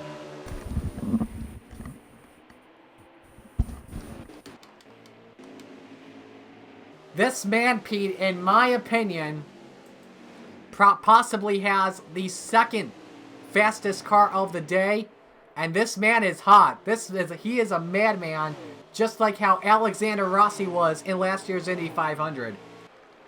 Oh, his 17's no doubt fast. I mean, he's got a great piece on him, very, very steady. You watch him going into and coming off the corner. You don't really see a whole lot of looseness out of him. He's able to get back in the throttle without the rear end stepping out at all. Coming across the line, he has worked his way through this pack almost as if he was listening to us earlier, just talking about being patient after that issue in the bus stop, and he's done that. Obviously the stage caution helped him a little bit, but man, you've got to be further up in the pack when you pit in order to be where you're at right now. Back into P3, so right now you're top 5, 24 shotgun, E-Dog, Knockout, right here with the 17, TRT in 4th, and then Conman still rocking that 22. He's sitting P5. Yeah, absolutely. Right now, it's been ENEA all day so far, shotgun leading. Tomorrow night, the Fast Family League Showdown has their second matchup for round 2 at Watkins Glen. You can join Kid Dynamite, Rick James, and Expert Racing as the Online Motorsports Association takes on the Wolfpack Racing League. 9 p.m. Eastern Time, stream channel on Twitch to be announced. Those in the Discord, stay tuned for the channel and watch out on a bunch of NASCAR Heat Facebook groups for more info on where you can catch tomorrow night's race at the Glen. This race so far, completely immaculate. Caution-free, one bad. We've had a few drivers make a few mistakes though, but we have not had to deal with any yellows. This is probably one of the cleanest races I've ever called in NASCAR Heat 5 history, fun fact. But yeah, Shotgun's been out front all day today. Well, I shouldn't say all day because he hasn't led every lap because of pit stops. He's been leading most of the day. I want to bring up something pretty cool, and this may have been mentioned on a previous FFLS stream, but really cool story here from a few weeks ago after I did my first race. And Atlanta, I'll see if I can get your perspective on this. But they got some radio time on Dave Moody's Sirius XM Speedway. A caller had called in a few weeks ago before the end of the show talking about it and asking Moody to do a voiceover, but didn't have time because he was getting ready to be on vacation. But a Heat 5 tournament, probably the most popular one that's not sanctioned by NASCAR. Getting time on the #1 NASCAR radio show, that's got to be pretty cool, Atlanta. Yeah, that's definitely. When Slide Job told me that, I was so happy because not only is NASCAR Heat 5 and these drivers getting the recognition they deserve, but it's really putting out, that this game is available. I've had so many friends interested in this game that I never even would think that would want to play NASCAR just because they've watched my broadcasts and they just, think it's cool that they have another racing game to play. A lot of them into Forza and stuff and really never considered getting NASCAR until now. So I think it really helps, put the name of NASCAR Heat out there, and, anything to grow the sport more and more is beautiful. And I think it's great to see that get on such a huge platform like Sirius XM Radio that's heard pretty much all around the world, especially since a lot of boats and people on islands and stuff, they use Sirius XM since it's satellites. It helps a lot. So I know when my brother goes deep sea fishing, he's always listening to Sirius XM. Pete, what do you think about it? I think it's an amazing opportunity. I mean, Slide Job and Ford Tough have put a great compilation together. I mentioned a few times in the first couple of races that I broadcast that since the first time I got into this and started playing it back in the 07 and 09 days, this is the first actual competition that has come to fruition. So great props to those guys for actually getting it together. Yeah, absolutely. So, what I was saying, about, well, the leader, Shotgun, just had a holy crap moment. Let me explain what happened. I saw this on his onboard. We didn't catch it on here because we were focused on that 17, but it was passing by lap traffic. He got in the grass just before entering the outer loop, was on the outside where the grass is. Got pretty crazy, almost spun out. He's got to go to traffic. Oh my! 21 around! 21 cars around. This could change everything. It should not be a yellow though, but that 21 may have some lag issues here at the moment. And let's confirm who that is. J. Cole for A2. And the woes of A2 and A2 continue, Atlanta. Man, oh man. Well, let's go check and see just who our leader is. Who's leading currently? The 24 got passed, didn't he? Nope, 24 is still out front, sir. Yeah. All right, Shotgun's well, still 24 leading, shotgun. Yeah, he's got some guys coming up behind him, and he's definitely not got the lead he had that we saw in stage 1 and stage 2. And how about this, by the way? Knockout has been able to get by E-Dog for the runner-up spot. Just out of the outer loop there, just about a lap ago. Completely faster than that 88. So right now, the top two, it's an ENEA lockout at the moment. Yeah, 28 laps remaining. Looks like Shotgun's fuel light just came on, so looks like we're going to be entering our second round of green flag pit stops here in just a second. At the line right there, I think I just mentioned 28 to go. So at 3 times fuel, 3 times wear, what were we looking at as far as how far could they go on a tank? Were you able to get those numbers earlier? Well, the window about 8 to 10 laps, and you said 28 laps to go, correct? Yep. So this would probably be about, after this stop coming up, probably about a 2-stop race. A yellow would obviously change everything. We know that for sure. So I'd guess probably a 2-stop race. If some drivers go very aggressive, though, on that fuel tank, it could possibly be a 3-stop race for them as well. They got to be conservative for right now. And Shotgun, I think he's being conservative, but it looks like he's going aggressive. The gap, like, he just came down pit road, and the guy in second, it's out of the outer loop right now. That's about, like, what, 20-second lead that Shotgun had? What an impressive day he's had so far. Yep, you just called it as the 24 went down pit road. It's showing with a full tank of fuel and 4 brand new Eagle Feel Goods. They can go about 11 laps on fuel. So you're right in the wheelhouse there. So if you're talking 11 now, another 11, that's 22, and there's 28 laps remaining, 27 once he hits the line. You're talking 2.5 stops. So it's going to come on down to that last stop if the 24 doesn't just continue his domination with a 20-second lead over second right there. He can really afford to take it easy, make sure he hits all his marks, but at the same time, he's got a little bit of wiggle room if anything should happen. But it's looking like a very green race here, Marty. Knockout currently the race leader. It looks like Atlanta left for something, but the only thing the 24 would hate to see right now, obviously, a yellow. Yeah, 24 does not want to see a yellow come out. Or I'll tell you what, if it did come out, with the way that he's been racing all night long, he'd probably want it to wait, about another 4 or 5 laps. Let it come down to just one more pit stop and then hit the hammer. Then from there on out, he knows everybody's on an even playing field. Nobody's got to worry about those extra 6 or 7 laps. They can all go, get after it, and this 24 has been stout all night long. Knockout making his way down pit road. Oh, E-Dog went around. 88 car around. That's E-Dog. Oh my, this could change everything. He was about to come down pit road out of turn 7. I think he hit that little divider there, the attenuator, and he's going to have to go another lap, and this could be critical with regards to his fuel mileage. He could run out of gas on the back straightaway, and it could end his day possibly. It's absolutely very possible. He's coming up through the S's onto this pretty long backstretch right now. It definitely seems like he's under power, getting off the gas, getting into the bus stop, making sure that he's knocking out all of the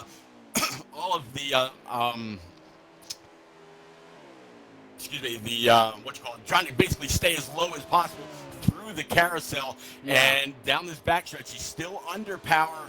Getting in the second and last turn, I don't think the 88 is going to have any problem. Or even if he did from here on out, he'd be able to coast on in. Rumble strips, that's the word I was looking for. Yeah. Rumble strips, curbs, turtles, sausages, and he's going another lap.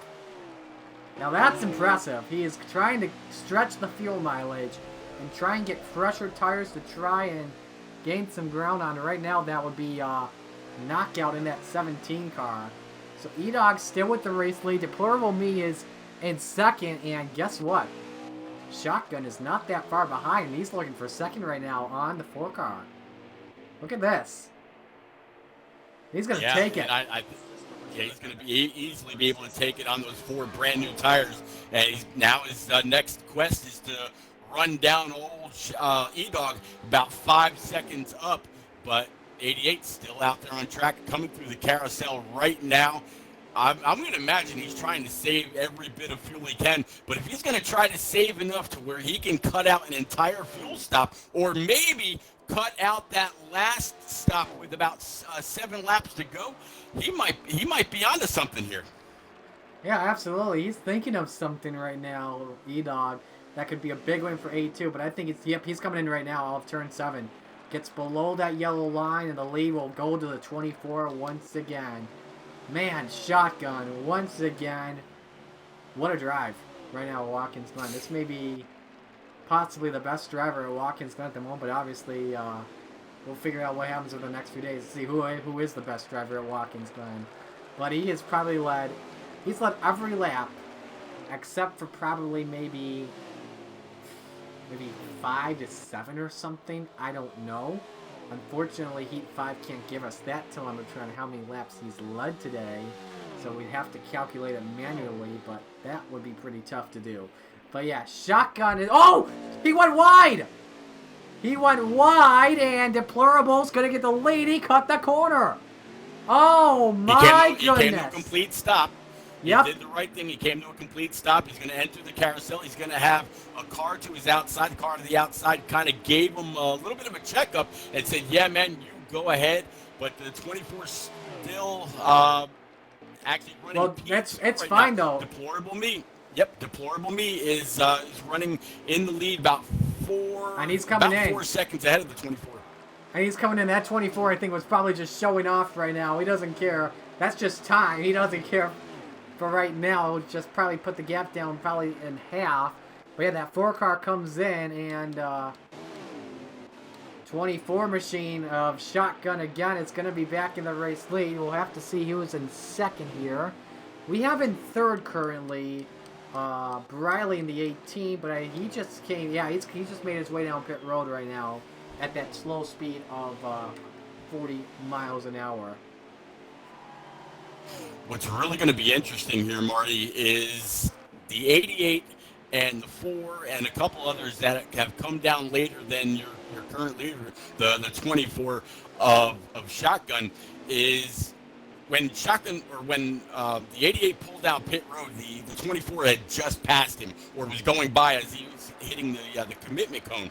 If the 24 continues to extend his lead on the 88 and others, if it's a full lap, you're not going to get lapped here. So the 24 would actually be able to come on in, grab at least right sides, if not all 4, depending on the lead that he's got, and come on out before the 88 catches him. I think the 24 is going to be your winner, irregardless of what the other people are trying to do as they continue to grasp at straws. Now let's just take it easy. Let's not pull an announcer jinx. Let's not pull the onion jinx, as I like to call it just yet. For those of you that watch the truck series and NASCAR racing, Todd Bodine, usually when he picks the winner, he's usually wrong, so I call it the onion jinx. No offense to Todd Bodine, a great driver, a great analyst. But yeah, this gap is 16 seconds, and the guy back on him is this 17 car. Let's get back to him. We just had him. There he is. There is Knockout way wide there in the yeses right now. So he's currently in second. Then you got to go, I think that's maybe 12 seconds back, maybe 8. I can't tell. Yeah, 12 seconds back on the Delta. And find the driver of the 11 car, TRT, running in third spot right now. And then you go back to fourth.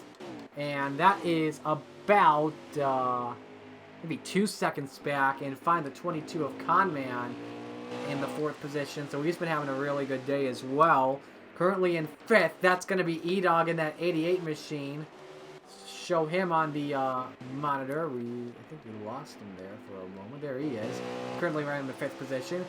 Probably won't be able to tell from here who is in sixth. There's I think that's probably the 9 of Annihilator, if I were to guess there. Who is left down, and yeah, that was Annihilator. Sixth would be Deplorable Me at the moment. So he is the second highest car. Right now, the top 4, all ENEA, they're pretty close to taking the checkered flag there. It's going to have to be a miracle right now for A2 to figure something out here. Yeah, A2's, I tell you what, I'm seeing more and more A2 drivers. Like I was just watching the 12 of Ryan Pinnell and the 38 of the Prophet 2121 coming off of pit road just there. So as the 24 is trying to put these guys a lap down, they actually just came off pit road. So they've got fresher rubber and they've got more fuel than this 24. They're going to be able to go a little bit further. But 24 is lapping them, and again, under a full lap of green, you can't get a lap back if you go down into the pits first. Can't even tell who's currently in the 7th position, but 20 laps to go though. Here at Watkins Glen, and this 24 just had to deal with a bunch of lap traffic, probably the most he's had to deal with within one vision. And yeah, Shotgun currently in the lead. His fuel window says about 4 laps away from coming down pit road. So don't be surprised if that fuel light comes out. He just entered the inner loop, while the 17 just entered the S's. That is, man, I got no words. We're gonna have, I don't know what we're gonna have to ask him after this race. We're gonna be speechless with how Shotgun's done today. Yeah, 24's, he's just put on a very, very dominant performance. He's now, about 15 seconds ahead of Knockout. It's 20 some odd back to TRT, almost 30 to Conman, and 35 to the 88 of E-Dog, the guy that we were just talking about a little bit ago, about maybe he's trying to cut out that last fuel stop to where you needed about 7 laps of fuel. So we'll have to see, but right now it's all this 24. The best battle would probably have to be for 3rd position right now. Well, actually was for 3rd position until a 3-second gap was put up for TRT. Let's see if we can see another good side-by-side battle here for right now. This is going to be tough, obviously. 22 and by 21. A lap car. That's Jayco. Yep. Jayco's a lap car. E-Dog is about to go by Bossy Geo, who I think is a lapped car as well. Yeah. That too. Still continuing on. Possibly the 3 and the 9 are battling for a position. Hound Dog and Annihilator. Ooh, 9 car just got way loose out of turn 1 and just pounded the tires. Show you him. There he is. Heavy front end damage to the Napa Know-How Chevy Camaro. Gonna have to go to a repair shop now. Or possibly a Napa Auto Care Center. Once his day is done. Let's see if we can get anything else here for you while we're at it. Starting from the 24 machine. No one in sight of him, obviously. A little bit further in the back, there's the 3 and the 4 going through the carousel together. 3's going to get a great run off the exit. He's actually going to be able to pull the outside of the 4. They're going to be side by side coming into turn 6. 3's going to be on the brake. 4's going to try to outbrake him, but the 3's going to get the better entrance into the corner. 4's going to have the preferred line going in. A little bit of contact to the left rear of that 4 car. 3 and a 4 nose to tail coming to complete yet another lap. Yeah, I think the best battle on track, in my opinion, is going to be this 41 and 12. This is Ryland Panel in the 12 and Justin Helton in the 41. A2 versus ENEA. That may be for a position, but I am not sure, though, Pete.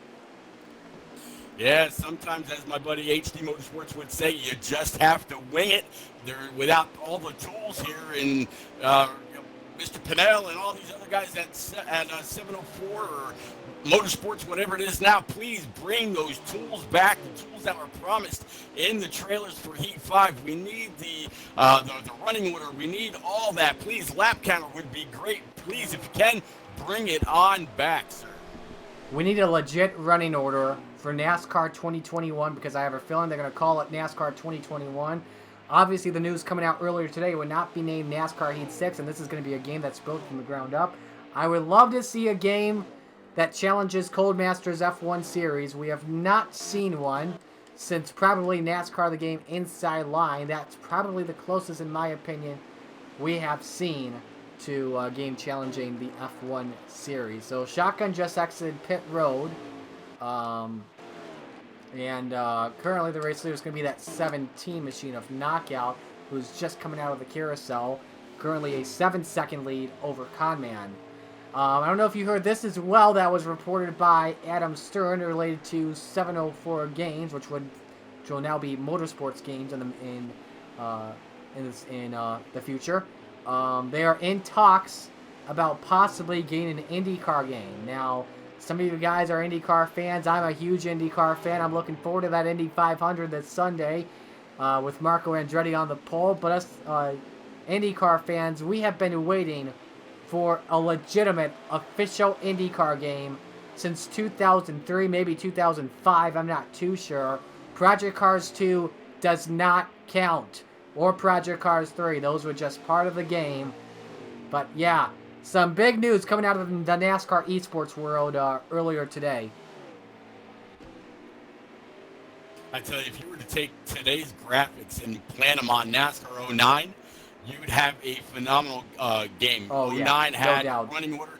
It had everything. So if you were able to take today's graphics, put it on there, I mean, the paint booth, the lockers, all that NASCAR 09 had, if they had the technology well over, what is it, 12 years ago now, if they had it then, they've got it now, they could assign it, get it done, unless it's just an EA right thing, I don't know. But man, if they were able to do that, it'd be a phenomenal game. 17-car knockout was just leading. He's making his way down pit road. While we were at it and waiting for the 24 to go by, we should make a plug as, first off, we definitely appreciate Hannah Newhouse giving a final message to the drivers before we took the green flag tonight. Make sure you tune in tomorrow night to the E-Nascar Heat Pro League Championship race. Under 24 hours, Season 2 is going to come to a huge conclusion. Both drivers and team champions will be decided in one night of intense competition. That's going to be at 8 o'clock Eastern Time. You can see it on many social media platforms. I'll definitely be tuning in to it tomorrow following my racing talk show if I have some time. I am looking forward to that one. Pete, I haven't really been watching the eNASCAR Heat Pro League that much. You've probably been watching it more than I have. So, for what are you guys? Who's in the party? Take us through who's going to be in the battle for the championship this season. Oh, you've definitely got to talk about you got to talk about the 37 of Mr. Track Bar. You got to talk about the 95 of the Bear. You got to talk about the 22 of Tedeschi. Of course, the 13 of Lucky Dog. I mean, there's a whole lot of really, really fast Pro League drivers in there. But Mr. Track Bar has put the entire Pro League community on notice that he is the man to beat. I mean, the man's just been in the money all season long. I'd have to say between the 37 and the 13 on the Xbox side, I'd have to say on a long shot because Parker is actually helped out by a good buddy of mine. I'd have to say maybe Parker on the PlayStation side.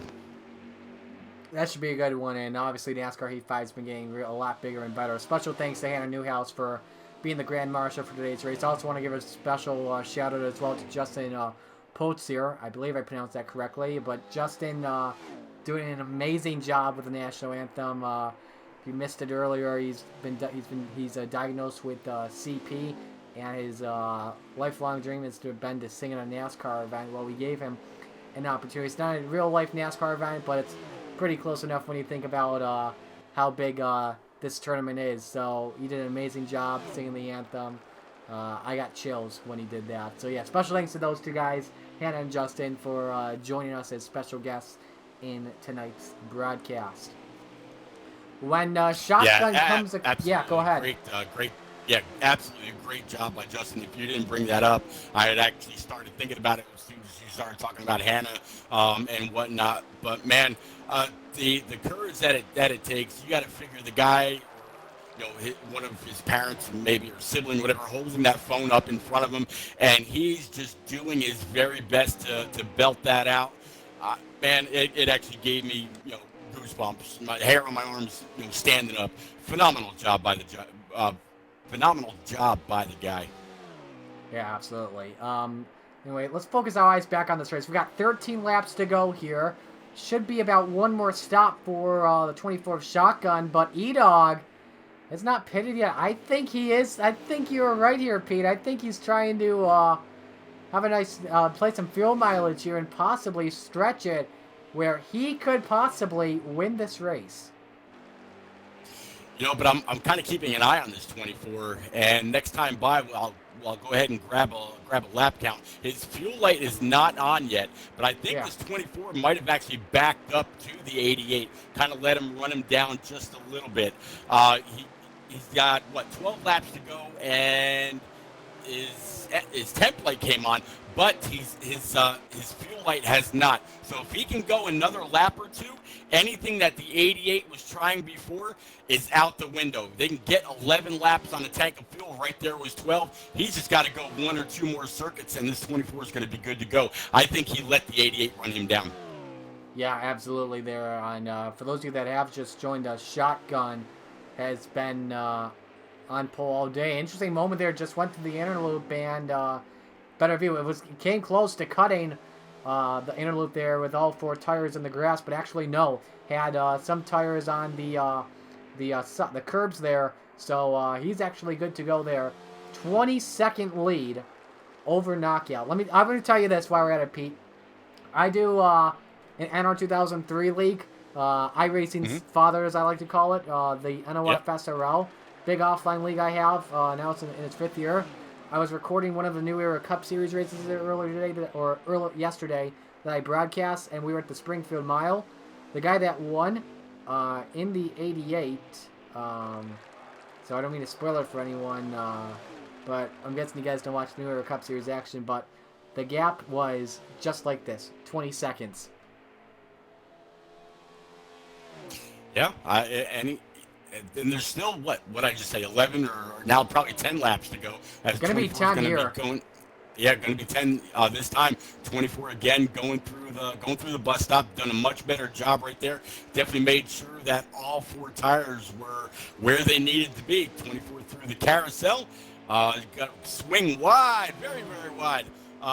Coming across the rumble strips, down this back straightaway, heading towards turns 6 and 7. I would imagine, although his fuel light's not on yet, he might come down this time for tires and fuel. But man, this 24, he's on a tear. Not much more going on throughout the rest of the field. They're all very, very spread out right now. The window for him is currently set at just about 4 to 5 laps. But yeah. So I think he's just going to stretch that fuel mileage out, and then he's going to be a winner as long as we don't get a yellow flag to come out. And at this rate, possibly, he could lap the guy that's either in 6th or 7th. And if I'm thinking about it, right now, this guy has some front-end damage. Didn't think about it until I didn't see him in the top 5, and that is Conman in the 22. He's fallen outside the top 5. That may be the first time today he's fallen outside of the top 5. I don't know if he's playing strategy as well. But also speaking of strategy, Hound Dog just corrects the top 5 for the first time today. And look at that car. That's a clean car he's got right now. Got by the 4 car for 5th on the track, I think. Hound Dog's been quiet all day. He's been in a bunch of wrecks, but he's rebounded. Yeah, he's done a great job. Looks like 9 laps remaining. So as you just said, the fuel window for everybody is open. I believe I just saw might have been the 12 of Ryan Pinnell go down pit road that time as we were just focusing on the 22 of Conman. Conman got on by just as he hit the commitment line. 22 now going through the bus stop. He's going to be entering the carousel. Looks pretty lean, pretty mean, holding a steady wheel. Definitely, as you mentioned, has some damage to the front end of that Pennzoil Ford. And off the carousel, heading down the backstretch. Yeah, I'm not sure where that 22 machine's currently in. If I were to guess, he's probably in the 7th or 8th spot. You hate to see it, though, for Conman. Having a good day. ENEA is going to lose just some points there. But right now, this is looking like a big victory for them and to advance to the next round, the round of 11. I got to get my bracket, but it's on the other side. Actually, we'll show you the bracket while we're at it real quick. There we go. Real quick. All right, leaders coming down pit road. 4 tires and 2 cans of fuel. If Well, yeah, I guess you can go 2 cans of fuel, maybe a can and a half, but that would probably be putting it right at 9 laps. Probably wants a little bit of security in it. 88 just had to stop on course. I'm guessing he went through the grass, so that's going to pull him back a little bit more. He was already over 45 seconds behind your leader. That's going to add to it. The 24 is going to come out of the pits with 4 brand new Eagle Feel Goods, and I think he's feeling pretty good right now.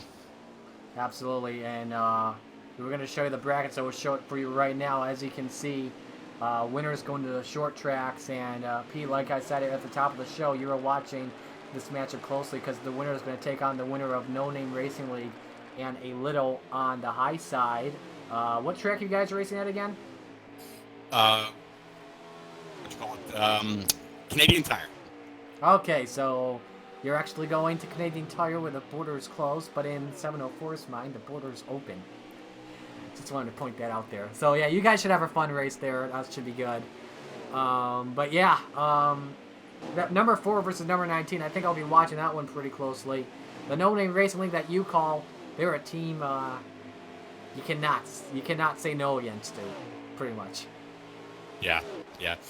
No Name Racing is extremely strong. I mean, headed up by the one and only NNR. He's got some great admins, great series owners. NNR SWATs. He heads up the trucks. J-Pa, he heads up the Xfinity. He's got Stout Whiskey as a cup admin, and NNR Boehner to help out with Xfinity and truck. Very, very tight-knit group or community of drivers. I don't even like calling them a league. Very, very strong. Been that way for years. I wouldn't want to be anywhere else. Yeah, absolutely. Mason Brown is asking what the current score is. Well, we don't know, but we know after 2 stages there was E-Nascar Elite 64-46, and this is looking like a good one. They're occupying 3 of the top 5 spots. E-Dogs in 3rd, and Deplorable is in 5th. If you have just joined us, by the way, the first race of round 2 of the Fast Family League Showdown, Lucky 21. Guys are playing some blackjack today, not really, at Watkins Glen International in Watkins Glen, New York. This is the above-average NASCAR Heat Friends League taking on the E-NASCAR Elite Racing League. I'm Ari Sakala, also known as B Sports 02. Repeat joining us, the voice of the No Name Racing League. We had Atlanta Racing earlier on, but I think he had to bow out early for situations. We're coming to the 6 laps to go here at Watkins Glen International, and this man has just been unstoppable. ENEA Shotgun. He has won both stages. Now he is 6 laps away from sweeping today's race. But right now, though, that's only if. Yep, I was going to say that's only if Knockout decides that he's got to come down pit road. That 17 that we were talking about all before, he's got half a track or just about half a track on this 24. 17 may play spoiler to where this 24 can't run the full gambit. As we found out earlier, there were 6 people so far, 6 drivers within a few different communities that have been able to steal all 3 stages. Right now, 24 may be getting robbed of being the 7th. Absolutely, and Knockout. He's had a fast car all day. Had a huge mishap beginning stage of 3, where he cut the bus stop, the inner loop there, and fell to the back of the pack. And if he did not cut that inner loop, in my opinion, Pete, we would not be seeing a 20-second lead at the 24 now. We'd probably be seeing like a 5-second lead, and good old Shotgun would have to fight for it. Yeah, I think that's something, if it does come up, that they would have to review. I believe, when I was watching the 17 with everybody coming through the bus stop, actually where he is right now, there was some contact that sent the 17 into the grass, just like the 9 where he had to go through. But they did the right thing. Once he came to that full stop, I'm sure he took a clip of what exactly happened. He'll present that to the admins, Ford Tough and Slide Top, and they'll go on from there. But yeah, right now 17 is out front, but this 24 has cut his lead down by a good 2+ seconds here in just the last lap and a half. And here he comes. 17's coming in, did not have enough fuel in the tank, and this should give the lead to Shotgun. When he comes to the line, should be 4 laps to go for him. And 17 did not have enough unless he decides to play some strategy. But this is a long pit road. Remember, 40 miles an hour is the speed, and you're about to see the 24 go by right now. So, Knockout tried it. Could not deliver the knockout punch to Shotgun, though. And, yeah, just a splash and dash for the 24 for the 17. And, yeah, Shotgun's just pulling away. A yellow, obviously, would definitely change everything right now. Yellows are off. No more, yep. No more yellows, you're right. We're inside of 5 laps, yep. So, yeah, this is pretty much Shotgun's race to lose unless a huge mistake is made right now. So, thank you for bringing that up. I think that was Anthony that said that. If not, it was Ford. E-Dog currently in second, just 19 seconds back. But that 24 car putting on a clinic. Once again, don't forget tomorrow night, Fast Family League Showdown has their second matchup for round 2 at Watkins Glen. You can join Kid Dynamite, Rick James, and Expert Racing on the call as the Online Motorsports Association takes on the Wolfpack Racing League. 9 o'clock Eastern Time, the stream channel on Twitch to be announced. Those in the Discord, stay tuned for the channel, and you can also watch out on NASCAR Heat Facebook groups for more info. And do not forget, tomorrow is the E-Nascar Heat Pro League Championship race at 8 o'clock to determine a driver and team championship. That should be a good one. Pete, I forgot to ask you, do we know the track yet for tomorrow, or is this a mystery track? No, all the tracks are determined except for the race between NAOR and Fast Family. I don't have the information right in front of me, but we'll have it before the... All right, so Watkins Glen. There we go.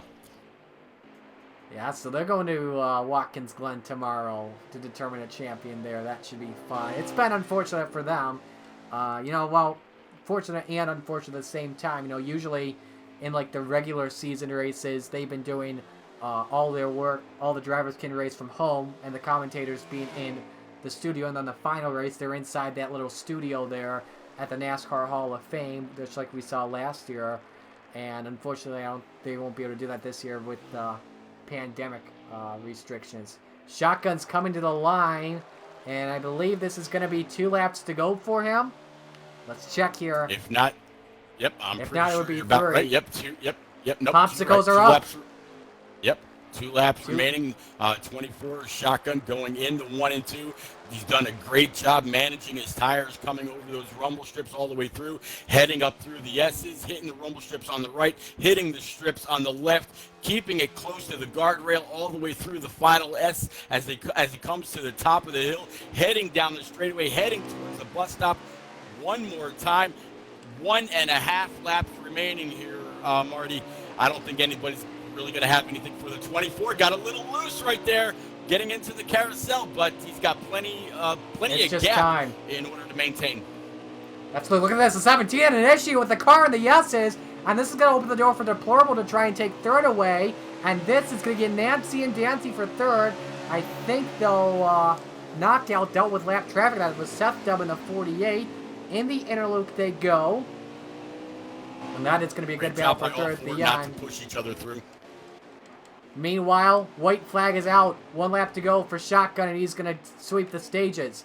How about E-Dog as well? In second, playing the field game right, trying to gain as much points as possible there for 8-2. We'll get the points calculated at the end of the race, but it's this man Shotgun out in front. Keep focusing on here for 3rd. The 4, the 17, the bumper for a moment to Deplorable. Did not work out there for Knockout. They take the white flag now. Final lap for them. They're battling for 3rd. No one else is going to catch them. TRT is just like 20 seconds back in 5th position. The 88 goes off the pace in the grass for a moment into the S. Is currently in 2nd. 22 seconds back. But all of that is happening behind this man who is dominated in the number 24 Exalta Chevy Camaro ENEA Shotgun. He won stage 1. He won stage 2. 2 turns away, and he's going to sweep the day. A dominant car all day. He can celebrate by shotgunning a beer off the final corner. It's an immaculate race for Shotgun. Checkered flag is in the air. He's going to win the first race of round 2 of the Fast Family League Showdown coming at Watkins Glen. Very big congratulations to ENEA Shotgun. Great job.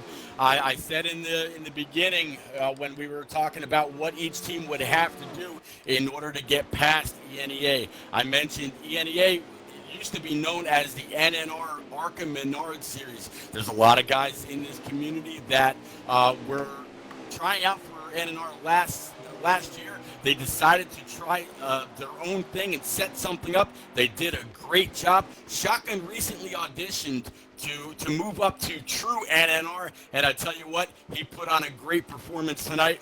I have no doubt that Coe and Stout and all the admins over at NNR were watching this, and he's got a big nod for whatever series he was trying to get into. Great job, Shotgun. We'll get their front runners here in the party chat in just a little bit, as well as the owners. We can tell you, by the way, with Conman, that damage put him back to 8th position. Second was E-Dog, third Knockout, fourth Deplorable, fifth was TRT, Briley coming home in 6th, 7th through 9 are still racing to the checkers. Hound Dog edges out Conman, and the Prophet's going to get 9th. So this is looking like right now with 1, 2, 3, 4, 5, 6, maybe 7 drivers in the top 10. This looks like this is going to go to ENEA. Once again, we will get scoring calculations in a moment. But first off, Pete, immaculate, like I said, immaculate race. Caution-free race. Shotgun, an immaculate race as well. Driver and race itself. And Shotgun, wow, dominated. Yeah, I mean, there isn't a mark on that 24 car. We saw him have to work through some lap traffic every now and then. The field very, very spread out, but phenomenal job by that 24. Let's share a fun fact with you from last week. As you look at the ENEA results from last week, Shotgun led in points there by 8 over TRT, and he is going to get the full 60 this time. I guarantee you that. But yeah, once again, we are just waiting for the winners to join us in, and we will get to them in just a moment. But yeah, once again, a big win for Shotgun, and we'll get the points in just a little bit. Don't forget, tomorrow night, Watkins Glen again, as Online Motorsports Association takes on the Wolfpack Racing League, and everyone is coming on in for post-race. I'm going to start off with the winner, Shotgun. Shotgun, you got a copy? Yes, sir, I do. What a race. Dominated the race. First off, how much preparation did you do for this race to dominate? Really? A lot. I'll be honest. I mean, I haven't outright dominated a race like that in a long time, so it definitely feels good to do that. Did you, I'm going to ask you as well, what was I going to ask you? Oh yeah, have you ever had a big performance like that, or like a big margin of victory that was like over 20 seconds? Honestly, I'm gonna be straight up with you. I haven't. I mean, I think the biggest one I've had is maybe 3 seconds. So, I mean, that just shows what our team can do. I mean, I'm so proud of our guys and what they did this race. I mean, we made ourselves look good, and I'm proud of that. Congratulations on a big win. Well done, Shotgun. We'll see what the points look like in a little bit. Thank you. I appreciate it. Pete, would you like to take E-Dog for us? Absolutely. E-Dog hits repeat. You got me, buddy. Yeah, I can hear you, bud. Can you hear me? I got you loud and clear. E-Dog, you and that 88 looked bad fast tonight. We weren't sure if you were going to try a little bit of fuel strategy. It seemed like you were able to stay out a lap or two past the 24 every now and then. But we saw you have a couple of issues where you had tagged the inside wall coming out of the pits. You did a full 360, able to grab a gear and get going. But, man, Were you trying to save any fuel in order to not have to pit with about 7 or 8 to go, or were you just flat out the entire race? Well, we kind of gauged our strategy. I kind of had to gauge my strategy based on the 24 because I was the main guy on our team with comparable speed to him. I could run consistent laps with him. So when I started, he was throughout the whole race. A lot less mistakes, but I just went into fuel conservation mode after that fact, and it worked out. Took home second, so. Yeah, man, you had a fast car all night long. Do you think there was anything that you could have done, any bit around the track where you could have been a little bit more consistent or had something more for the 24 Shotgun? It was mostly just trying to find a setup that would let me get through the back half of the bus stop was where I was finding my issues. Um, if I had been able to clean that up a little bit, I might have gotten closer for a shot, but I'm not 100% sure. So either way, he drove a fantastic race, and so did our AA guys, and good luck to whatever team moves on. Man, congratulations on that P2 finish. Phenomenal drive all the way through, sir. Thanks, man. All right, Marty. All right, I'm going to go over to Shotgun now, the third place finisher. Shotgun, I think you know what I'm going to ask you first. Stage 3, when you went through the bus stop, was that what took you pretty much out of contention to try and challenge Shotgun for the win, knockout? Well, it was the 18 driving me out off the track that took me out of contention. But yeah, I mean, we had a great car. Everything was really good. I had a lot of fun. It was a lot of fun to race with this many talented guys, and it was awesome to see Shotgun win the race, and we were still able to make it a pretty good race. Stage 2 for second there at the end. That was a wild battle between you, the 4, the 22. Take me through that as well. Yeah, that was a lot of fun. I feel like I could have passed him, but I got into him a little more than I like to run, so I let him have it back. I like to run clean. I didn't feel good about the way we did that, so I gave that one up. But yeah, it was a lot of fun. These guys were fun to race against. Nice run tonight. Congratulations. Thank you. All right, Rick, or excuse me, Pete. Force of habit. You're fine. Fourth place. Where you at? I'm right here, fellas. Deplorable me. Yep. I'm sorry, my screen went dark. Sorry, Deplorable. Man, I tell you, another one. That 4 Mobile 1, that car was just all over the place tonight. You also were another one that had some issues. You had to work your way back up through. You were great working and navigating your way around traffic. What was your strategy throughout the race? Yeah, the strategy going in, I think, for the whole team was to try to get that last stage done in 3 stops. And we were trying to stay consistent and fast while we did it. I think that worked out. I don't know how the math works, but I think we did a really good job, and I was really happy with our performance.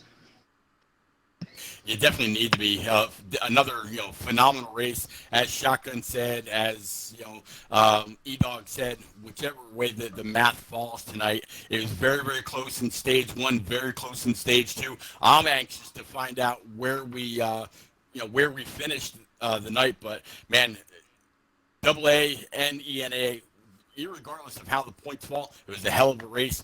Great job by you tonight, sir. Absolutely. I appreciate all the guys that helped out, and the guys that we raced. They raced us really clean. That was honorable, and it was incredible. Had a lot of fun. Marty. All right, let's go to 5th place, TRT here. TRT, you got a copy? Yes, I do. All right, TRT, take me through the day today. You were pretty much quiet in stages 1 and 2, but you were going to make your way up through the field and take home a 5th place finish. Yeah, no, we had our FedEx Camry was kind of rough, had a bad qualifying, started 11th. Got through some junk and actually kind of messed up with our pit stops, had to make more pit stops than everybody else, so we took a double pit stop on stage 1 and lost some good track position, so how to make that up and how to do some skills and stuff like that. But no, it was a good race for our whole team, ENA, and EA, and our whole group. It was awesome. Great run tonight. Congratulations. Thank you. Pete, over to you. All right. And last, was it Riley? Yes. All right. I just want to make sure I'm pronouncing it correctly. Riley, man, you as well. Another very, very stellar performance. That 18 Snickers machine, we're able to keep up with you. You were also pretty bad fast, working your way around the track. Didn't really see any issues by you either coming through the bus stop or around the carousel. Not a whole lot at all. It looked like you had a pretty uneventful race besides working through traffic.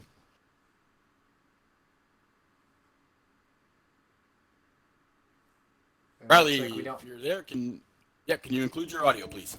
I'm talking, by the way. I'm curious if he is here or not.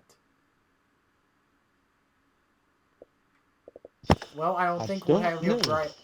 I don't think we have Briley with us. We'll try him again in a little bit. But while we are at it, let's actually talk with the owners right now. Let's go to Conman, the main guy in charge of the ENEA. Conman, you got a copy? How about points yet? You want to know what the points are first? Oh, you got the points? You got the points? All right, We yeah, let's go do. for the points before we talk with the owners here. Yeah. Anthony, the floor is yours. Well, it was definitely a close battle as we expected, with the 11th and the 12th seed being the closest in the bracket, and boy, was it tight. The last stage was decided by only 4 points. So Wow. How crazy is that? Dang. Wow. Yeah, the total was 269 to 266 for the third stage in favor of ENEA, and if you were following along, then you wouldn't be surprised to know that above average will come home with 311 and ENEA with 333. So unofficially, ENEA is going to be your winner, the 12th seed, moving on to the round of Super Speedway. So now that we know that result, we're going to talk to the owners. First, we have ENEA Conman. So hearing the results for the first time, how proud are you of your team, and what are you looking forward to in the Super Speedways?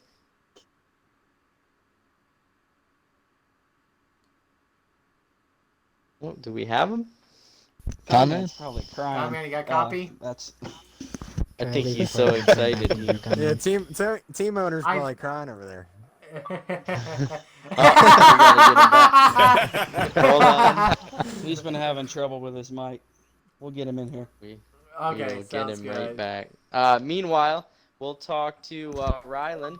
I believe we wait, he's him. back. Oh, he's wait, back. Wait, let's see. Conman, you got me? Yep, can you guys hear me? Yes! Oh, yeah, now we can. All right. Yes, we got you. So, I don't know if you heard the results, but unofficially your team is moving on by 22 points. So my question for you is, how proud are you of your team, and what are you looking forward to in the next round? Well, first off, before we talk about my team, Rylan, man, you guys brought it tonight. You're scaring us with that pit strategy at the end. That was a hell of a race. That was so much fun. I'm wore out. I'll say that. I'm going to get sleep well tonight. Gosh, you guys did awesome. But, yeah, I mean, we put in a lot of practice over the last couple of weeks since our last race, especially when we found out Watkins Glen was the race. We knew the other team would come in and, race us really well here, so we needed to find every second we could.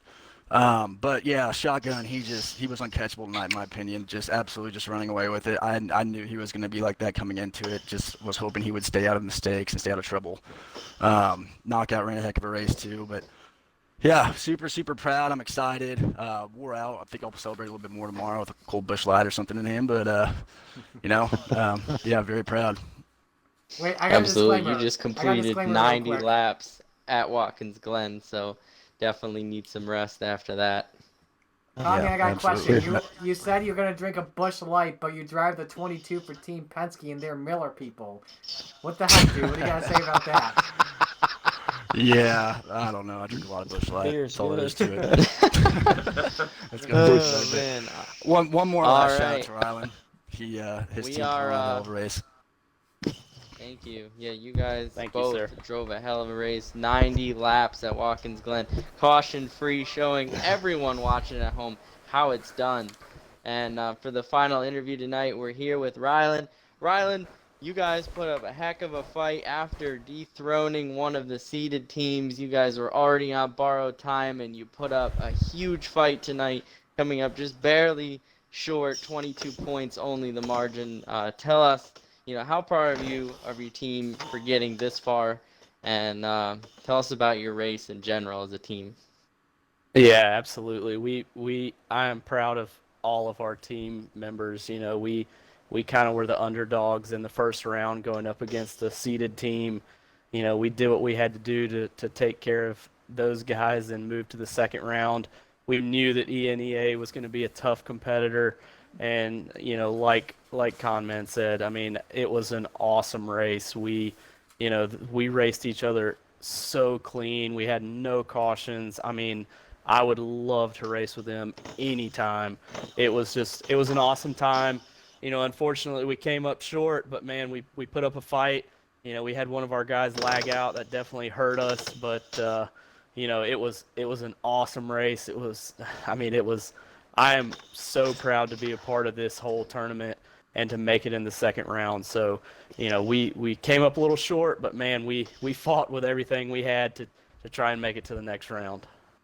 Absolutely. Above average NASCAR Heat Friends has really impressed a lot of people and has gained a ton of respect from the community. I think a lot of people were just absolutely impressed by how clean and fast your drivers were all tournament long, especially on display today.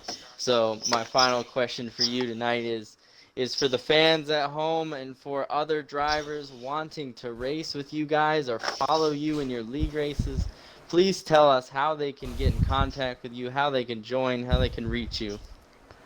Yeah, of course. Obviously you can reach out to me on Xbox. Rylan Pinnell is my gamer tag.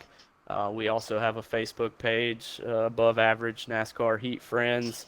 We run open heats, so we start people off in the truck series and kind of work their way up to our cup series, and that's some of the elite drivers that you saw racing tonight. So, anybody that's welcome, that wants to come and race with Above Average, we kind of rebranded. We're now known as A Squared. Got a new logo, so we are ready to bring on some new members. And like I said, shout out to Conman and all his guys. They ran one hell of a race, and I had a lot of fun, and I know all my guys did too.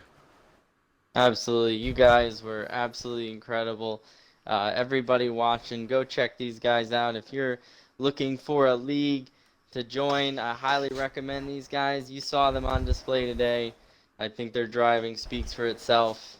Definitely go check them out on Facebook and hit Rylan Pinnell up on Xbox. And Ford, what an incredible first race that we had in round 2. It just, it was a dream race. Just watching as officials, I know you probably feel the same way. Tell me what you think about this race. Yeah, I definitely feel the same way. The chats were so quiet. It was peaceful. Watching the battles. I couldn't believe that they were given their own penalties. I couldn't. That blew my mind. I was like, holy crap! Look at this guy pulling over. we barely had to do anything, and that's the kind of racing that we love to see. And shout out to all those guys because they all put on a great show. I hope that the rest of them go that way. But yeah, they just did a phenomenal job. And if they ever go head to head again, I want to be there to watch that race or race with them. Absolutely. And I think, I'm absolutely positive we're not done seeing the end of Above Average or ENEA for next season of the tournament for sure. These two, one of them be back in the next round, the other one for sure back next season. But yeah, it was definitely incredible race, and they set a bar, not just speed, but class and sportsmanship all day long. So we're totally proud of all these guys, and we can't wait to see what the rest of round 2 has in store. So I'm gonna send it back up to the boys in the booth to just remind you once again the racing action tomorrow and close out the night. Thank you very much there, Slide Job 1996, Anthony and Ford doing a great job as always. So yeah, tomorrow night, Fast Family League Showdown as their second matchup of the year for round 2 at the Watkins Glen International. Kid Dynamite Rick James Expert Racing League on the call. Online Motorsports Association taking on the White Wolfpack Racing League. 9 o'clock Eastern Time, stream channel on Twitch to be announced. Those in the Discord, stay tuned for the channel. And watch out as well in the NASCAR Heat Facebook groups for more info. So Pete, final thoughts on tonight.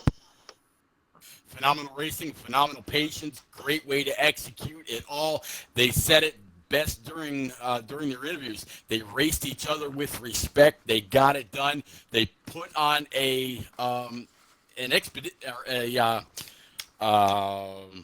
Yeah, they basically told there you go. They basically told the rest of round 2 how the race is, how they need to go here. They did it professionally. They did it cleanly. The best team came out on top, but man, that doesn't take anything away from A Squared. Basically just a phenomenal night of racing altogether. Marty, great job, man. Thank you. So do you, man. Gonna be fun to relax tomorrow night and drink a few cold beverages as well. So that is going to do it for our broadcast here tonight of the Fast Family League Showdown Lucky 21 from Watkins Glen International. On behalf of Mr. Slidejob 1996 Ford Tough 82, all admins, as well as official Frey Dog 32, who did a good job out at race control as well. And on behalf of my co-commentators, Repeat 1975, as well as Atlanta Racing, I am Marty Scala signing off. Congratulations to a big win for E-Nascar Legal Association. They move on to the round of 11. Thank you all for tuning in. So long, everyone.